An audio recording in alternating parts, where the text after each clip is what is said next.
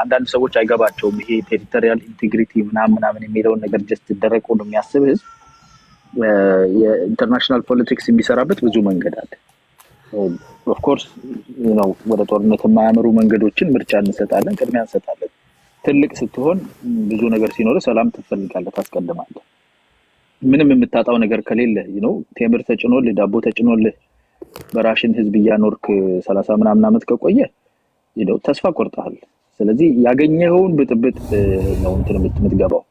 ግን የተወሰነ ያህል ተስፋ ወደፊት የሚታየህ ከሆነ የሆነ ነገር ካለ ሰፊ ነገር ካለ ትጠነቀቃለህ እና እሱን አይነት ጥንቃቄ መደረጉ አይቀርም። ሆነም ቀረም ግን ያ ጥንቃቄ ደግሞ ዘላቂ ጥቅምን ደግሞ አሳልፎ ለመስጠት በር አይከፍትም።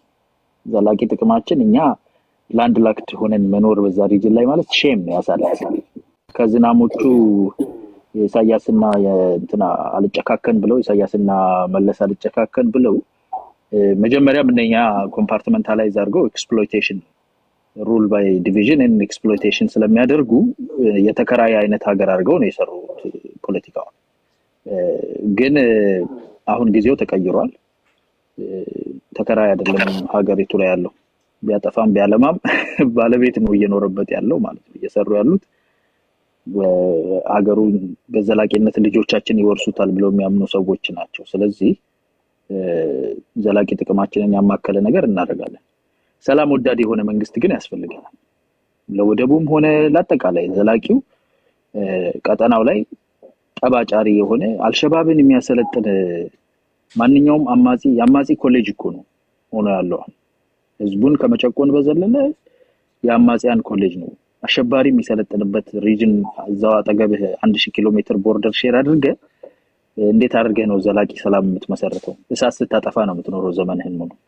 ስለዚህ የኤርትራ ህዝብም ደግሞ ጤነኛ ልጆች አሉት፣ ጤነኛ አእምሮ አላቸውና እነሱ ይሄ ጭቆና ለህዝባችን አይገባም፣ በትንሽ አመት ውስጥ እኔ ሲንጋፖር አደርጋችኋለሁ ብሎ የነገረው ሰውዬ ሲንጋፈር አድርጎ ቁጭ ሲያደርግ እንደዚህ ሀገሩ እኛ ከሌላው ሀገር ተለይተን ኖርት ኮሪያ የምንሆንበት ምን ምክንያት አለ? ለምን ጠላት እንሆናለን? ከኢትዮጵያ ጠላት፣ ከአሜሪካ ጠላት፣ ከሩቅ ጠላት፣ ከቅርብ ጠላት ያልሸባብ ዘመድ የምንሆንበት ምንም አመክኖ የለንም የሚል ጥያቄ ያለው ለነጻነቱ የሚጠይቅ ትውልድ አለና እሱ ትልቅ ተስፋ ነው። በአጠቃላዩ እኛ ቀጠናችን ላይ ጤነኛ ራሱ ቢቀየር ጥሩ፣ ግን በዚህ እድሜ 80 ዓመት ሰው ይቀየራል ማለት ተጣሞ መሬት ሊወድቅ የደረሰ ዛፍ ተመልሶ አዲስ ሆኖ ይበቅላል ማለት ያህል ነው። ስለዚህ ጤነኛ የሆነ ከሱ ስር የሚያቆጠቁጥ ለህዝቡ የሚያስብ ቀጠናውን ባለመረበሽ ላይ የተመሰረተ ፖለቲካ የሚሰራ የፖለቲካ አካል እንደሚኖር ተስፋ እናደርጋለን። እንደዚህ አይነት ኤፈርቶችንም እንደግፋለን። ዓለም እንደዛ ነው የሚያደርገው። አልፎ ተርፎ እኮ አሜሪካ 200 የሚሊተሪ የምትመሰርትበት በዓለም ዙሪያ ለምንድን ነው? አሜሪካን የማያጠፋ ቀጠና የማይረብሽ ሀገር የማይረብሽ ዓለምን የማይረብሽ መንግስታት እንዲኖሩ ነው። ዛሬ አሸባሪ ሆናለሁ ብትል መታ ተመጠምብሃለች እና እኛ ቀጠናችን ላይ ደግሞ ትልቅ ሀገር እንደመሆናችን ለኛ ክፉ እያሰበ የሚኖር መንግስት ፓርቲ የራሱንም ህዝብ ለራሱ ህዝብ አልሆነ፣ ለቀጠናው አልሆነ፣ የአሸባሪ ማፊያ ሆነ። እኛን ሀገር የሚረብሽ ነገር አልፎ ተርፎ ውስጥ ድረስ ገብቶ ይሄው ትግራይ ላይ መልሶ ትግራይን የጦርነት መድረክ ለማድረግ ምን ያህል እየተንተፋተፈ እንደሆነ ያያየን ነው። ስለዚህ ይሄንን አይነት እንዲስተካከል ማሰራት አለበት። it's just a proper የሆነ ነገር ነው። እግረ መንገዳችንንም ደግሞ ከፍታዊነት ካለው መንግስት ጋር ስትሰራኮ አግባብነት ያለውን የብሔራዊ ጥቅምህንም በጋራ ለማስመለስ ዊን ዊን ሶሉሽን ኢትዮጵያ የምትጠቀምበት ወደብ እኮ እዛ አካባቢ ላይ ትልቅ ሀገር ኢትዮጵያ more successful የሆነች flourishing country የሆነች ማለት እኮ ኤሪትሪያ ቁጭ ብላ የበይ ተመልካች አትሆንም። ጤነኛ መንግስት ካለ አብሮ ነው የሚያድገው፣ ይወነጨፋል። ስለዚህ እኛ ደግሞ አንድ ፖርት ብቻ አይደለም የራሳችንንም ለንግድ ደግሞ የነሱንም ፖርት የሚመች ከሆነ እንጠቀም እንችላለን። ገንዘብ ካለ አብረን ነግዳለን። ሰፊ ገበያ ነው የሚኖራቸው። እንደዛ አይነት ሰክሰስፉል ዊን ዊን የሚፈጥር ግን የፖለቲካል መዋቅር መሬት ላይ ማስቀመጥ መቻል አለበት። ይሄ አሁን የደነዘዘ 30 ምናምን ዓመት ብሬን ዋሽ ተደርጎ የካልት ውስጥ ያለ አለ እዚህ ሚዲያ ላይ በብዛት ዝም ብሎ በቃ ወዲያፈው ምናምን ማለት ብቻ ነው የሚፈልገው እንጂ አንተ ሀገርህን 33 ዓመት አንድ ግለሰብ ፐርሰናል ፕሮፐርቲ አድርጎ ሲገዛ ቆም እንኳን ብለህ ኦዲት እንኳን አትሰራም እንዴ? ፖለቲካል ኦዲት ይቀር ፋይናንሻል ዴቨሎፕመንት ኦዲት አትሰራም? እና እንደዛ አይነት የደነዘዘ ካልት ሜምበሩን ትተን ዋን አሉ ኮር የሆኑ ልጆች ጸጥ ብለው መሬት ላይ የሚሰሩ ዩሮፕ ላይ የሚሰሩ ኢቭን ኢትዮጵያ ውስጥ ቅርብ ጊዜ የተሰበሰቡ አሉና እነሱን በርቱ ማለት ነው የሚሻለው። እነ ማይኮ ያው ጅው ብለውባቸዋል። እኔ ፕሮፓጋንዳቸው ነው የሚገርመኝ። ላይክ I don't know man, I get very confused. ጥያቄው ነው አሁን የዚህ የወደብ ጥያቄ ያውም ሐሳብን የመሰለ ብዙ ነገር ያለው ጥያቄ የመንግስት ጥያቄ አይደለም። የኢትዮጵያን ትውልድ የዚህ ጄኔሬሽን ጥያቄ ያለፈውም ነው የሚመጣው የሚጠይቀዋል። ይሄን ማስመር ነው።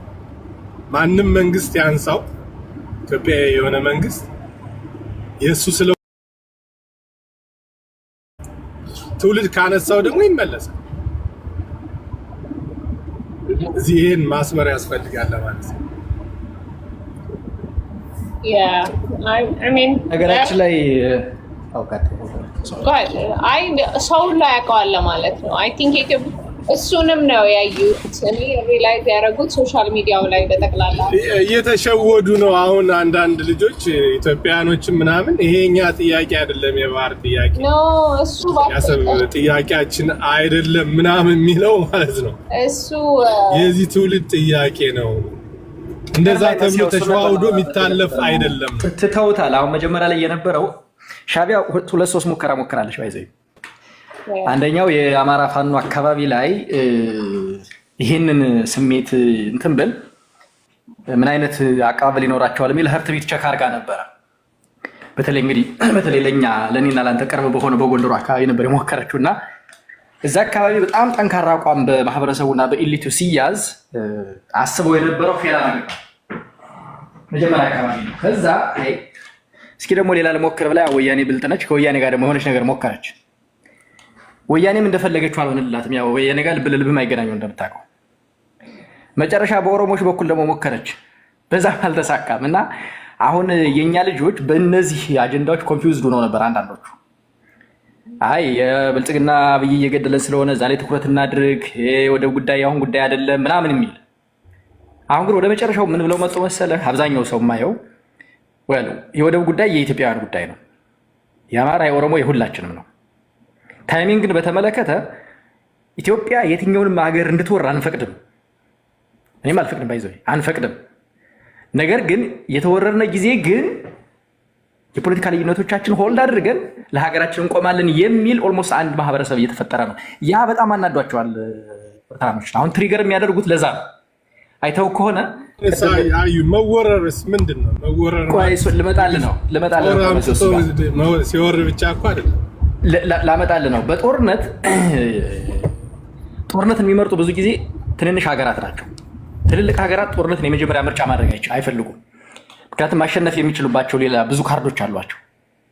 ትንንሽ ሀገራት ግን በሁለት ምክንያት ጦርነትን ይናፍቃሉ። በአንድ በኩል በጦርነት ያን ያህል የሚጎዱት ነገር የሚያጡት ነገር የለም። ኢኮኖሚያቸው ደካማ ነው፣ ትንሽ ናቸው ምናምን። በሌላ በኩል ደግሞ የሚዋጉት ያን ስለሚያውቁ የሚዋጉት የሶስተኛ ወገንን ጦርነት ነው። መልእክተኞች ናቸው። ዩክሬንን እያት ለምሳሌ ዩክሬን የራሷን ጦርነት አይደለም የምትዋገው። ኢንተረስት አላት ኦፍኮርስ ከራሽያ ጋር የምትዋገው፣ ግን የራሷን ጦርነት አይደለም። ያን ያህል ፑቲን ያን ያህል ዓመት ሲቆይ ጦርነት አልከፈተም ነበር። ዘሎ አልወጋቸው። ትልቅ ሀገር ነው ያለው፣ ኢንተረስት አለው፣ አልወጋቸው። ማነች እየተረኮሰች ጩቤ ይዛ ከትራሳቸው የመጣች ራሽያ ማነች? ዩክሬን። ኔቶ የሚባል አገባለሁ። ለምንድን ነው ያን ያደረገችው? ኢንሴኪሪቲ ተሰማኝ በሚል ጦርነት ናፋቂነት ስለነበረባት። ስሞል ካንትሪስ እንደዚህ ነው ሜንታሊቲያቸው። የሚያጡት ነገር ብዙ ስላልሆነ እና የሶስተኛ ወገን ጦርነት ስለሚዋጉ ጦርነት ይናፍቃሉ። አሁን ኤርትራ የምታደርገው እንደዛ ነው። እኛ ጋር እኔ እንደውም በጣም እንትን ምለው እንዲህ አይነት ጦርነትን ኢቨን ገፍታ እንኳ ትንኮሳ ብታደርግ ሪያክት አለማድረግን እንደ መፍትሄ መከተል አለብን የሚል እምነት አለኝ። ምክንያቱም እነሱ የሚፈልጉት ያን ነው። በጦርነት ውስጥ ቆይተናል፣ በጦርነት ውስጥ እንድንገባ ይፈልጋሉ። የሚያጡት ነገር የለም። በርቱ የሚላቸው መሳሪያ የሚገዛላቸው አካል አለ፣ የሚደግፋቸው አካል አለ። እኛ በዛ ውስጥ ላለመሄድ መጠንቀቅ አለብን። እና ለዛ ነው ጦርነትን የሚተነኩሱት፣ የሚፈልጉት፣ የሚይዝቱት፣ ትሪገር የሚያደርጉን በግለሰብም በሀገርም ደረጃ ከዛ አንጻር ነው ለማለት ነው። መሲው ደግሞ ማየው የግድ ሚሊተሪ ምናምን ወታደሮችን ልኮ እስኪወራ አይደለም። መወረር ማለት እኮ ጥቅምህን የሆነ አካል ሲነካብ ማለት ነው። በተለያየ አቅጣጫ ተወራን ማለት ነው። ለምሳሌ ኤርትራ ኢትዮጵያን መውረር የጀመረችው በጣም 50-60 ዓመት ይሆናል። ጦርነትም ከባህርን ቆራለች። መተንፈሻ ከዓለም ላይ የምትገናኝበት ያላግባብ ወስዳ ወራለች። ያን ይዛ ምንም አትጠቀምበትም፣ ባዶውን አስቀምጣ። እኔ የሆነ ጊዜ ስናገር ነበር ኢንተርጀክት ላድርግ። የኢሮብን ማህበረሰብ 52 ቀበሌ ይዛ እዛ መካከል ያለውን ጋፕ ተጠቅማ ካሪኩለም ነድፋ እስከ ማስተማር ድረስ የሄደችበት ከረንት ሲቹዌሽን የአልጀርሱን ስምምነትም ጭምር null and void እስከ ማድረግ እንደሄደ አሰች የአልጀርሱ ስምምነት የአሰብን ኮስት ኦብስታክል ሊጋል ኦብስታክል የማይሆንበትን ግራውንድ ፎርም እንዳደረጉም ጀስት ኢንተርጀክት ላድርግ ብዬ ነው። ጎሄድ አይ እኛ ያው ቅድም እንደተናገረው ደካማ ነበራችሁ በጉልበት ነው የወሰድነው እንዳለው የሆነ ፎልስ ናሬሽን የኛ የሚቀበልላቸውም አካል ስላለ እንደ ቲፒኤልኤፍ አይነት ናሬሽናቸውን ለዓለም ሙነታቸውን ነው ብሎ ስላስተጋባላቸው በዛ ሄዱ። እኛም ጉልበት ስላልነበር ጉልበት ኢንሴንስ የሆነ ጦር ብቻ ሳይሆን ማይንድ የሚያስብ ይሄን ነገር አፍታቶ የሚያስብ ትውልድ ስላልነበር ወረውን ከተቀመጡ ብዙ ጊዜያቸው ነው። ጦርነት ለመጀመር ከበቂ ምክንያት በላይ አለ። በጉልበት ለመጠቀም የትኛውንም ኃይል ተጠቅሞ ጥቅሙን የማስከበር መብት አለው። ተተንኩሷል መተንኮስ ማለት ካልተነኮሱን በስተቀር ምናምን የሚባለው ኦሬዲ ተንኩሰውናል። ብዙ ዘመን ነው ከተነኮሱን። ግን ያው የኛም የውስጥ ችግራችንን የነበረን መንግስት ያው የምታውቁት ነው ስላልጠነከርን ነው እንጂ የሶስተኛ ክፍል አንድ የኢትዮጵያ ተማሪ ኢትዮጵያ የሶስተኛ ክፍል ካርታ ብታሳየው ይገባዋል። ዝም ብሎ የአሰብ ነገር ይገባዋል። አሰብ ብቻ ሳይሆን በቃ እንዴት እንደታፈነ በህፃነት ልቡ ምናምን በጣም ነው የሚንጨረጨር። ምንም ኮምፕሊኬትድ የሆነ ነገር አይደለም። ከዛ ላይ አስታጥቆም መላክ ምናምን የሚለውን እሱን ሁሉ ተውና ማለት ነው። ምክንያት ነፍነያል ሟች ሞልቷል ጥይት ጠፋ እንጂ እንደሚባለው ማለት ነው። ሟችማ ሞልቷል። ጥይት ጠፋ ማለት በቃ አክሽን የሚወስድ መንግስት ጠፋ። አክሽን የሚወስድ ህዝቡን የሚያነቃቃ እንዴ እኛ እኮ አይምሯችን ሁሉ ተወሯል እኮ በኤርትራ ናሬሽን ተወሮን የተቀመጠ ማለት ስለ ባህር በር እንዳታስብ ይሄ እኮ አንድ ወረራ ነው። ማይንድ አሁን ነው ትንሽ ሲባል እንዲማሰብ አለ። እስከዛ ድረስታ በቃ የሆነ እውነት ነው ተብሎ የሆነ ነገር ከዚህ በላይ ምን መወረር አለ? የሱ ነው በቃ የነሱ ነው። ምንድነው የሚያደርጉት? እኛ አሰብን የያዘችው ኤርትራ ኢትዮጵያ ስለሚያስፈልጋት ብቻ ነው። ኤርትራም ነፃነቷን ያገኘችው ነው የምለው ነፃነት የሚሉት ለነሱ ነፃነት እንደሚሉት ባርነት ውስጥ ምናምን እኛ ቅኝ ገዝተናቸው ምናምን ሳይሆን ኢትዮጵያን ስለሚጎዳ ኤርትራ ሄደችው ኢትዮጵያን እኔ ሲሄድ ባህር በርን ይጀሰድ ኢትዮጵያ ትጎዳለች ነው እንጂ እኔ ጠቀማለሁ ብለውም አላሰቡም። ባይዘው አሁንም ያ ፖሊሲያቸው ያ ነው። አያሌውም ያለው በቃ የሚያረጉት ነገር በሙሉ እነሱ የሚጠቅማቸውን ሳይሆን ኢትዮጵያን የሚጎዳላቸው ከሆነ እነሱን ይጠቅማቸዋል። እና ወረራው ተካሂዶብናል ነው ጎበዝ ቆይቷል።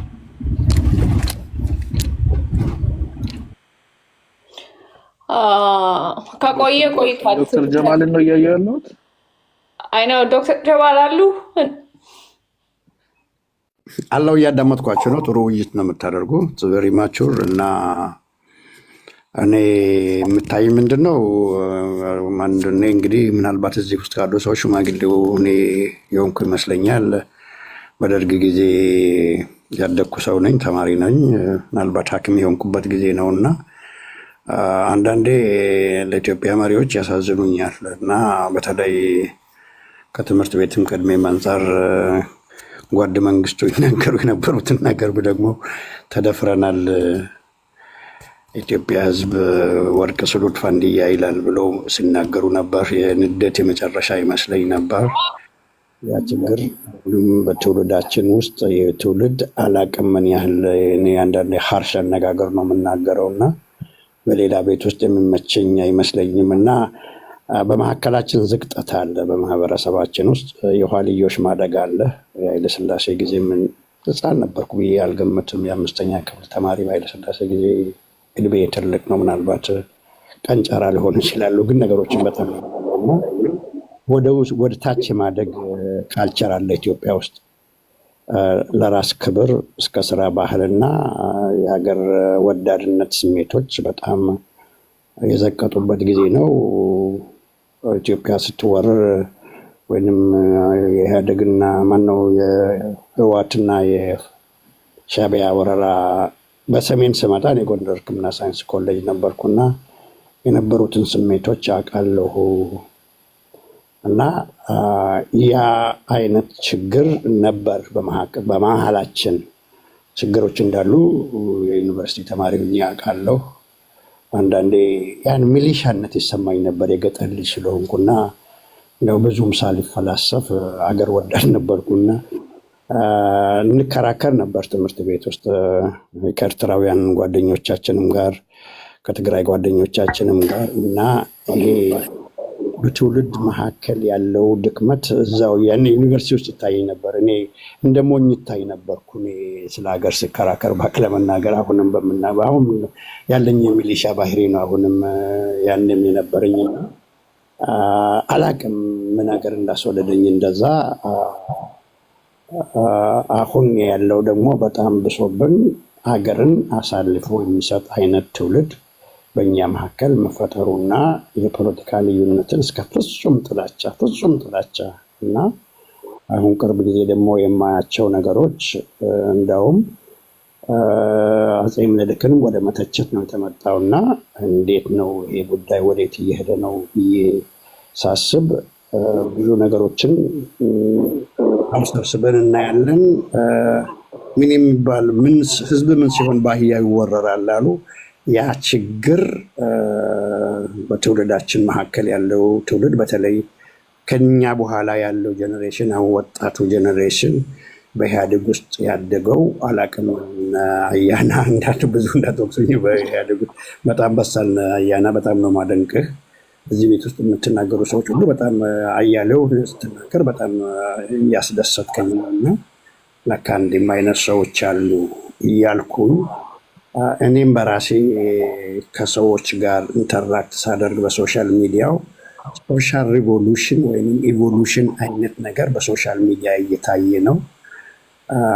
ከዚህ በዚህ በኛ በኩል ወይም በኦሮሞዎች በኩል የምታየው የኦነግ ስነ ልቦናም ባክ ለመናገር ከሆነ ወደ ሀገራዊ ስነ ልቦና እየተቀየረ ነው።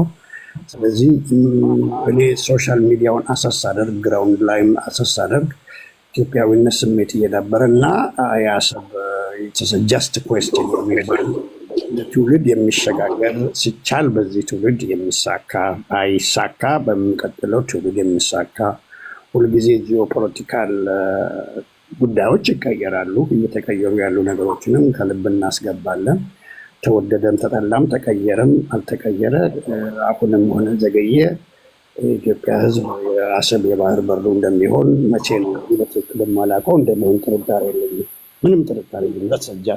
ጀስት ነው ይሄ ነገር እና 120 ሚሊዮንን ሕዝብ አፍሎ ጥንቶች ማን በማን ልዩነትና እብሪት ነው ይመስለኛል። አንዳንድ ጊዜ እንደውም እብሪትና እያንዳንዳችን የተደፈረ ይመስለኛል። እያንዳንዱ ኢትዮጵያዊ እያንዳንዱ ዜጋ የተደፈረ ነው የሚመስለው። እብሪት ይታያል። አሁን ደግሞ ሴኩሪቲ ጋራንተርስ እየፈለጉ ነው ያሉ። ሴኩሪቲ ጋራንተርስ የሚፈልጉ ሀገሮች ደግሞ የስነ ልቦና መሸነፍ ናቸው እና ሁለተኛ ሀገር ዘላለም ሀገር መጠበቅ አይችልም እና እየሄደ ያለው በኢትዮጵያውያን መካከል በወጣቶቹ መካከል ዲስፓይት ኦል በፖለቲካል ዲቫይድ እየሄደ ያለው ነገር የሚያስደስት ነው። ባቅ ለመናገር ከሆነ ልዕልናም እዚህ መሰሪውን ምን ያህል እንደሚያጠቁሽ አውቃለሁ። በጣም ነው የሚያጠቁሽ እና እንደ ሴት ስናይሽ በጣም ትልቅ ሞራል ነው የምትሰጪው። እና እዚህ ቤት የሚሰሩ ሰዎች ባቅ ለመናገር ከሆነ እንደዚህ ስናገር አሁን እናንተን ስትናገሩ ሲሰማ ትልቅ ሞራል ነው የተሰማኝ። እግዚአብሔር ይርዳን። ግን ጀስቲስ ያሸንፋል። እኔ በጀስቲስ አምናለሁ። 5 ሚሊዮን ለምን አይሆንም? 6 ሚሊዮን ለምን አይሆንም? 3 ሚሊዮንስ ለምን አይሆንም? ህዝብ ከቆረጠ፣ ህዝብ ተደፈርኩ ካለ፣ ህዝብ ሮሮ ተሰምቶኛል ካለ ይህንን ወደ ህዝብ ማስተላለፍ ነው፣ ማስተማር ነው፣ ቀናነት ነው። እኛ ለኤርትራውያን ለአወር ብራዘርስ ኤንድ ሲስተርስ ቱ ቢ ኦነስት መሪዎች ይመጣሉ፣ መሪዎች ይሄዳሉ፣ ህዝብ ግን አብረው ይቆያል። ኤርትራውያን ወንድሞቻችን በተለይ ለእኔ በጣም ወንድማማቾች ነን። አብረን ብዙ ነገሮች በጋራ ከመለኩምቅና ከመናዳን ጽቡ ካለና አብረን የተለማመን ነው እና ይህ ህዝብ እስከ መቼ ይዋጋል? እኔ አሁን ሃይ ስኩል እያለሁ ጓደኛ የነበረ ኢንጂነር ሆኖ አሜሪካን ሀገር ነው ያለው እና ሃይ ስኩል እያለን ምን አጠናውን ጓደኛ ለካ ሻዕቢያ ነበረች እና ያንን ሙያ ዛሬ ሙያ እስከ መቼ ነው የምንዋጋው በዚህ አካባቢ? በዚህ አጋጣሚ እንደውም ለሚሰሙ ኤርትራውያንም ይህን ነገር ማስተላለፍ ፈልጋለሁ። ሃይ ስኩል ከነበርኩበት ጊዜ በ1973 ነው የኢትዮጵያ አቆጣጠር እስከ ዛሬ ማናችንም አላረፍንም እና ይህ ነገር በትውልድ ደረጃ ልታስብ ይገባል። ደህና ሰላማዊ የበለጸገች ኢትዮጵያ ለኤርትራ ጠላት አትሆንም። የበለጸገች ኤርትራም ለኢትዮጵያ ጠላት። ይህ ብልጽግና የሚባለው ነገር ደግሞ በጭንቅላትን ስንበለጽግና አንደርስታንድ ስናደርግ ነው እና ስራችን ሁላችን የሚቀርበት ለመናገር ከሆነ ትልቅ ሞራል ነው ያለን። በስተሽምግልና የሽማግሌ ፍንዳታ ምናምን እያሉኝ ነው እና ጭራሽ ብዙ የምንሰራ ነው የሚመስለኝና እግዚአብሔር ይባርካቸው። አመሰግናለሁ። ቴንክ ዩ ዶክተር። ታንክ ዩ። በእውነቱ እኔ እንኳን እንደርሱ አይነት ትልቅ ሰው ይኖራል ብዬም አይደለም ወደ ሶሻል ሚዲያ የመጣሁት። ያው የመሰዳደቢያ መድረክ ስለሆነ እንደኛና እንደናያን አይነት አትሊስት በእድሜ የምንቀራረብ በተወሰነ መልኩ ደግሞ መሀል ላይ መጫወት የምንችል ሰዎች እንኖራለን በሚል ነው የነበርና እንደርሱ አይነት ጥቂት ሰዎች አግኝቻለሁ። እኔም በዚህ በሶሻል ሚዲያው ከመጣሁ በኋላ እውነት ለመናገር ትልቅ ነገር ነው። ትውልዱ ይፈራል፣ እንደ ሾህ ይተቻል፣ ይሰደባል። ኦፍኮርስ መተቸትም አለበት እና መሀል ላይ አሁን በህይወት ያለው ትውልድ ጭምር አሁን ከኛ ጋር የመለያየት የሚመስል ነገር መስመር ያለው የሚመስል ነገር ነበርና ድልድዩ የተሰበረ ይመስል ነበር። አሁን ግን አይ ቲንክ ትንሽ የመጠገን ነገር እያየሁኝ ነው። በተለይ በኦሮሞ በኩል የምናየው ይሄ የራዲካሊዝም የሚባለው የብሔርተኝነት እንትን ወደ መሀል ፖለቲካ መመለሱ በሌላውም ወገን የተወሰነ እንዲረግብ እያደረገው ነው እና እሱ በጣም ትልቅ ነገር ነው። ሰው ማስተውታል፣ እኛም እየተመለከት ነው ያለ ነው።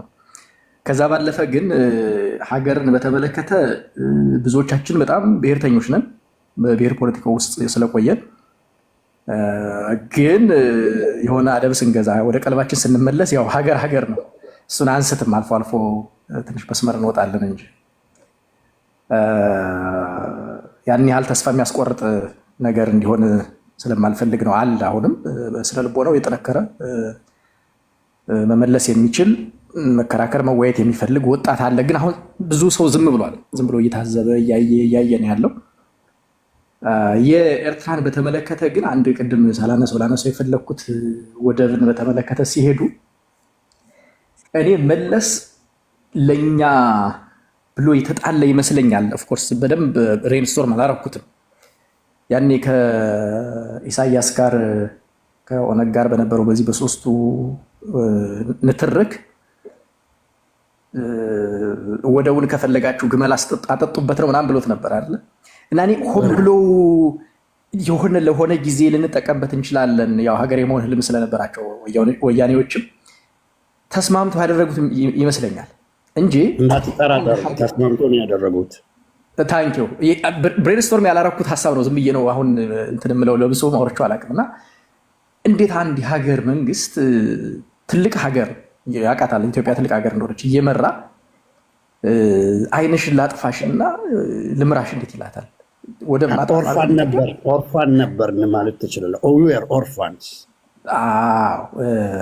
እንደዛ ነው የሆነው። እና አሁን ያንን ፕሮጀክታቸውን ያው መለስ ሲሞት እና የወያኔም የራሱ መፈረካከስ አክሽፎባቸው ነው ወያኔዎቹ ወዲያ ወዲህ ሲሉ የቆዩ ሻዕቢያም ወያኔን ያዘም አልያዘም ብቻውን ደግሞ ቀጠናው ላይ ተጽዕኖ ፈጥሮ መቀጠል እንደማይችል ያውቋል። ትንኮሳን በተመለከተ ቅድም አስምሬ አሁን ማንሳት የፈለግኩት መተንኮስ ይፈልጋል እኛ እንድንዳከም ስለሚፈልግ ነው እንጂ አልወረረንም፣ አልያዘብንም፣ አልደፈረንም ለማለት አይደለም። ወደብን በተመለከተ ግን ተስማምተው ያደረጉት ነገር ነው። ያን ስምምነታቸው ደግሞ ባና ትግራይ አገር እስክትሆን ነበር የሚጠብቁት የነበረው።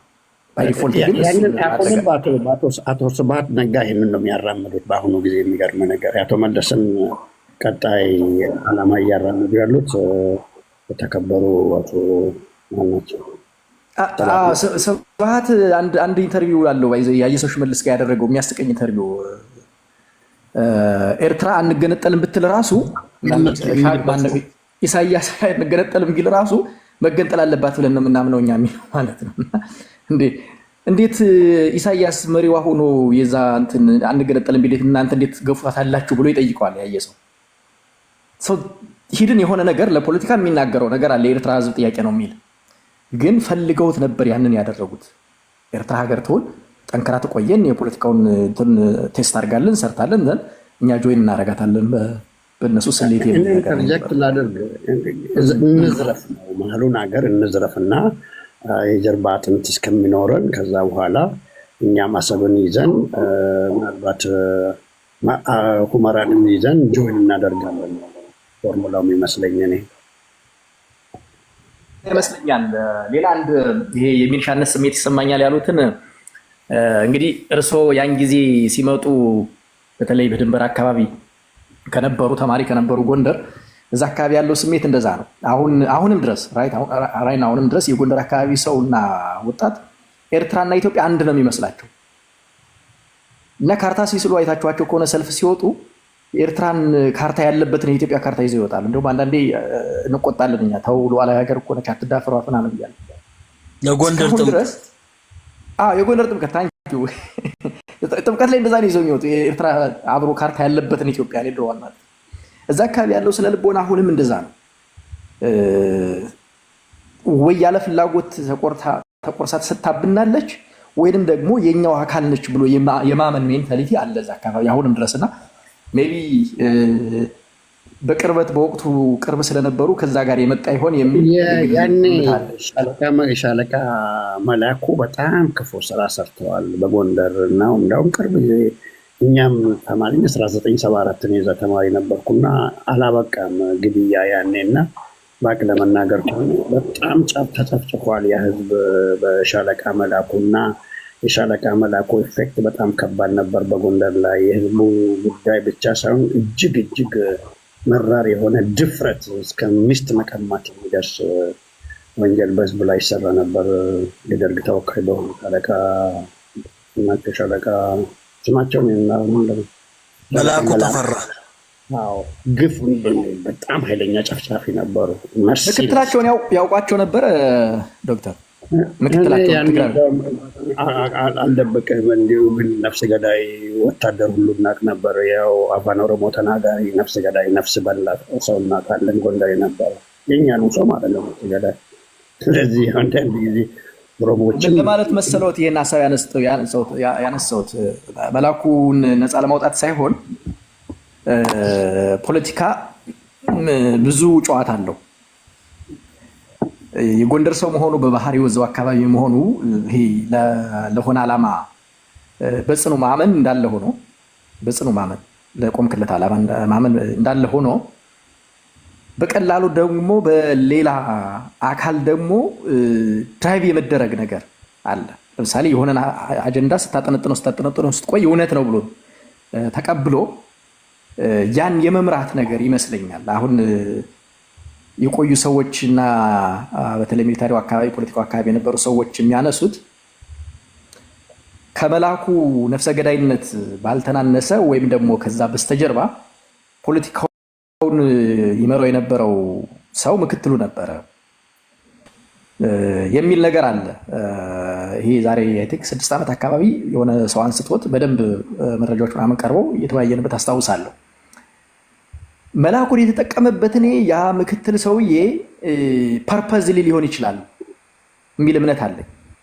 ቢኮዝ እኔ የወያኔ ሰዎችን ብዙ ስለማላምናቸው እዛ አካባቢ ያለው ሰው ደርግ ወይም የዛ አካባቢ የደርግ ባለስልጣን በህዝቡ ላይ እንዲጨክን አድርጎ ህዝቡ ደርግን እንዲጠላና ኢንዳይሬክትሊ ወያኔዎች እንዲያሸንፉ ተጫውተው ይሆን የሚልም የግል ግምት አለኝ። እውን ለዓላማው ነው መላኩ ስላመነበት ነው ደርግን ይሄ ብቻ ነው አማራጩ ብሎ ነው ያን ያህል ጭፍጨፋ በህዝቡ ላይ የፈጸመው ወይንስ የሆነ የተደበቀ ነገር አለ ወይ? አባይዞ ያለ ሻለቃ መላኩ አልሞተም። ማይቴክ ታሞ ህጻና ታሞ አዲስ አበባ እንደሚኖር አውቃለሁ። አሁንም አሉ በህይወት? ስሩን ጨርሶ ተፈቷል። የሚያገኘው ሰው ቢኖርና ትክክል ነው የሆነ ነገር ሞት አንመኝላቸውም፣ ኤክስፔሪየንስ ይኖራቸዋል እና ሞት እንኳንም ኖሩ። ታንኪው ሳሚ። ተንኮላለ እኔ እንደዛ አይነት ነገር የማስበው ነገር አለ። ምክንያቱም ጎንደር ላይ የተፈጸመው ግፍ ማለት በጣም በጣም በጣም ዘግናኝ ነው። በራስህ ልጅ እንግዲህ በራሱ የጎንደር ሰው ነው ያ ሰው። እንዴት በዚህ ልክ ሰው አእምሮውን እንትን ሊያደርገው ቻለ የሚል ጥያቄ ይፈጥርብኛል። ወይ ይሄን ብሬንስቶርም እንድታደርጉት ነው ሌሎቻችሁም እንደቀደሙ እንደመለስና እንደ ኢሳያስ። ለሌላ ጊዜ ግን የምንወያይበት ይሆናል። ላጠቃለውና የኤርትራ ጉዳይ የእኛን ጉሮሮ የኢትዮጵያውያን ጉሮሮ የሚዘጋ ነው። የሻዕቢያ ጉዳይ አብረን ማደግ ካለብን አብረን እናድጋለን። ኦሬልስ ደግሞ ሁልጊዜ እየተደረግን እየሆነ ልኖር የማንችልበት ጊዜ እየመጣ ነው ያለው። ትልቅ ህዝብ ነው ያለን፣ ከ100 ሚሊዮን በላይ ህዝብ፣ ሁለተኛ ቁጥር ይዘን በአፍሪካ ፖለቲካው ላይ በጣም ትልቅ ተጽዕኖ እየፈጠርን ደካማ ኢኮኖሚ ያለው ሀገር ይዘን ልንቀጥል አንችልም። እንደው ዝም ብለን ከመብት አንጻር እንኳን ብንተወው ከሪያሊቲ አንጻር ከባድ ነው። ስለዚህ ወደብ የማስፈለጉ ጉዳይ ምንም ጥርጥር የለውም። የባህር በር የማስፈለጉ ጉዳይ፣ የባህር አክሰስ የማስፈለጉ ጉዳይ ምንም ጥርጥር የለውም። ዛሬ አብይ ወይ ብልጽግና ቢወድቅ እንኳን ሌላኛው አካል ሲመጣ የኛ እንኳን ብለን የምንመሰረተው መንግስት እንኳን ሲመጣ ምን ተው አይደለም። አልዋጋም ከአብይ ጋር ምናምን ካለ ይቻላል፣ መብት ነው። ነገር ግን አብይ ወድቆ አቤት ስማ፣ ይቅርታ የሆነ ሳረሳው ብዬ ነው። እኔ ደርግ ሲወድቅ የሁለተኛ ክፍል ተማሪ ነው የነበርኩት። ያኔ ስብሰባ ምናምን ነበር ኤርትራ ስትገነጠል ማለት ነው። በየቀበሌው እየሰበሰቡ አያቴ ጓደኛ ነበረች ማማ ጉዳይ የምትባል ጎንደር እና ማማ ጉዳይ የቱ ላይ መጣች? ቀበሌ እጅ ምን ነበረ ትላታለች። ኤርትራ ትዘነጠላለች አትዘነጠልም እየተባለ ተሰብስበን ውለን ትላታለች። አረሰው። ከዛ ምን አሉ ታዲያ ማማ ጉዳይ ትላች። እኔማ እንግዲህ ምን አትዘነጠልም ብዬ መጣሁ ይላሉና እንደዚሁ ነን ያደግነው። ባይዘው አሁን ዶክተርም እንዳሉት የዛ አካባቢ ሜንታሊቲ ይሄ ነው። ደርግ እንዳሉት በደል አድርሷል። ያን አካባቢ ጨፍጭፏል። የጦርነት አውድማ ነው የነበረ ቋራ፣ በለሳ፣ አርማጮ። ግን እንደዛም በድሎት ግን የክፉ ቀን ሲመጣ ደግሞ ቲፒኤልኤፍን አፍረክርኳት የነበር ጉና ነው። የጉና ጦርነት ነው። ጎንደር አልተያዘችም ነበር ብዙ ጊዜ።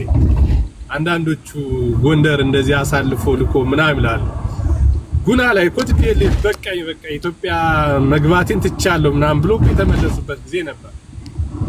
እና ያው ዶክተር እንዳሉት የትውልዱ ንቃተ ህሊና የወቅቱ የሶሻሊዝም ምናምን ርዕዮተ ዓለም ዝም ብሎ በቅጡ ባለመረዳት ያመጣብን ነው። ቅድም ጉልበት ስለሌላችሁ ምናምን ያው ማላከካ አያስፈልግም ምክንያት መደርደር ተብሎ ነው እንጂ ብዙ ምክንያቶች አሉ ያጣንበት። የኢትዮጵያ ወጣት ገብቶት ነው ወይ የደርግም ያኔ የሆነ ሃርሽ የሆነ ጭፍጨፋው ምናምን እሱ ስለነበረ ነው እንጂ የኤርትራን ጉዳይ የጥቅሙን የኢትዮጵያ ሕዝብ አሳልፎ አልሰጠም። እነ ፕሮፌሰር መስፍንም እነ ፕሮፌሰር ማን ናቸው አስራትም በዛን ወቅት ብዙዎቹ ህገ መንግስቱ ሲረቅ እንትናቸውን አስቀምጠዋል። እና የሚሰመርበት የአማራ ስነ ልቦና አሁን ላይ እዚህ የምናየው እኛ አማሮች ነን። በቃ የሆነ ትምክትም መውሰድ ካለብን በአማራነት አይወሰድም፣ በማንነት ትምክት። ግን አሁን የመጣው ግሪሳ አለ ኢንተርጀክት ላርግህና እንዳው የአማራ ኩራቱ ጥሩ ነበር ለሀገር ብዬ አስባለሁ። እና አሁን ያ ኩራቱን ጠፍቶ በቃ እሱ ነው የሚታማበትም እሱ ነው ቾቪኒስት ምናምን የሚባልበት ያ እኛም አሁን እኔ እንደዛ ነው እስካሁን ስነ ልቦና የትም አላገኘሁትም። ትምህርት ቤት ያን ያክል ምናምን ተምሬው ምናምን አይደለም። የሶሻል ሳይንስ ተማሪ ነኝ ነበርኩ። የሀገሬን ታሪክ በትንሹ አውቃለሁ። ግን ከትምህርት ውጭ ያገኘሁት ስነ ልቦናዬን አሁን ያለኝ ለወቅቱ ፖለቲካ በማድላት ምናምን አይደለም። አሁን ያለኝን ስነ ልቦና ያገኘሁት ማህበረሰቡ ነው። ያ ማህበረሰብ ደግሞ አሁንም አለ። ምንም የተለወጠ ነገር የለም። ገና አሁን በመጣ በዚህ በ2 አመት በ3 አመት በመጣ ዝም ብሎ ጭፍን በሆነ ብሔርተኝነት እኛም ብሔርተኛ ነበርን። ቅድም አያለው ሲለው እንደነበረው እኛ ብሔርተኛ ስንሆን የአማራን መብት ለማስከበር ነው እንጂ ኢትዮጵያን ጥቅም ለማስወሰድ ምናምን አይደለም። እና አሁን ጩኸት አለ፣ የሆነ ጩኸት አለ እውነት የሚመስል ሶሻል ሚዲያ ላይ ዶክተርም እንዳልከው አንተ ነው የምልህ ያው በጎንደር አንቱ የሚባል ራቅ ያለ ሰው ነው። አሁን ወንድማችን ነው። እኔም ማሽከርልሃለሁ ምንም ችግር የለውም። አንተ ነው እና ጋሼ ምናምን ነው የሚባል ትልቅ ሰው እና አይምሰል ለማለት ነው አለ የስነ ልቦና ማንም አይወሰድ። ወደ ሽማግሌዎች ስትመጣ እኔም ኢንተርጀክት ላድርግና እኔ ምናልባት እንደው ጉምቱ ከሆኑ ፖለቲከኞች ቅርብ ያውቃለሁ ከአቶ ሌንጮ ከአቶ ዲማ ግን ከአቶ ገላሳ ድልቦ ነፍሳቸውን ይማርና አንድ ቀን ስለ ሀገር ክፉ ሲያወሩ አልሰማሁም። ስለ ኢትዮጵያ ክፋት በአቅ ለመናገር ከሆነ በአቅ ለመናገር ስለ መገንጠል ሲያወሩ አልሰማሁም። እኔ በጆሮ አልሰማሁም። አተርት ኢትዮጵያ እንደሆኑ ከንግግራቸው ከማከል ይሰማል። ሁልጊዜ ቢትዊን ዘ ላይንስ ሪዲንግ የሚባል ነገር አለ። እነዚህ ጉምቱ ፖለቲከኞች ኢትዮጵያ እንገነጥላለን፣ ኢትዮጵያ ጥላቻ በርጌኒንግ ፓወር ነበር ጫወታው የነበረው እና አሁን ያለው የሚገፋ ወጣት አለ። ዝም ብሎ ለፕሬዠር ወይም ለቁጥር በሶሻል ሚዲያ ፍጆታ የሚውል ወጣት አለ እንጂ ኦቦ ሌንጮ ሲያነሱ ጃንሆይ ብለው ሁልጊዜ በክብር ነው የማያነሱ። ሌላ ይቅርና እንግዲህ የፌዴራል ቁንጮ ኃይለሥላሴ ናቸውና እንዲህ የመረረ አይኔን ላፈር የምል ጉምቱ የኦሮሞ ፖለቲከኞችን እኔ ስለ ኢትዮጵያ ጥላቻ ሲያወሩ አልሰማሁም። ባቅ ለመናገር ከሆነ አልሰማሁም። ጥያቄ ልጠይቅዎት ዶክተር፣ ከየት ነው ታዲያ የመጣው ይሄ? አሁን አብዛኛውን የማውቀው በኦሮሞ በኩል ያለው ብሔርተኛ አሁን ያለው የኦሮሞ ፖለቲካ እኮ ንግድ ነው። ስኖት ፖለቲክስ ንግድ እና የመንደር ሆነ እና እነሱ በመሩበት ጊዜ as much as possible ፕራይስም ተከፍሎ ኦሮሞን አንድ የማድረግ አንድ ላይ የመያዝ እና ጋጥ ወጥነትን በመስዋዕትነት ነበር ሲቋቋሙት የነበረው። አሁን ተራ ንግድ ሆነ።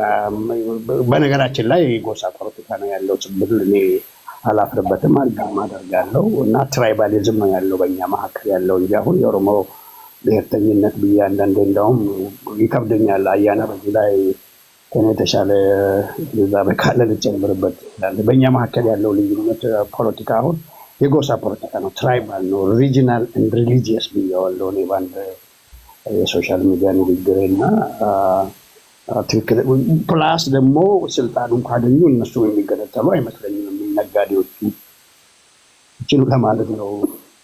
አሁን ፕሮፌሰር አስራት በህይወት ቢኖሩ ባግነውን ለመናገር ከሆነ አላቅም ከዶክተር አብይ ጎን የሚሰለፉ ይመስለኛል። ምክንያቱም የተረሳቸው አንድ ጥያቄ አለኝ መጠየቅ ይቻላል? ጥሩ ውይይት እናድርግ። ኢንተርጀክት እየተደራረግ እንነጋገር።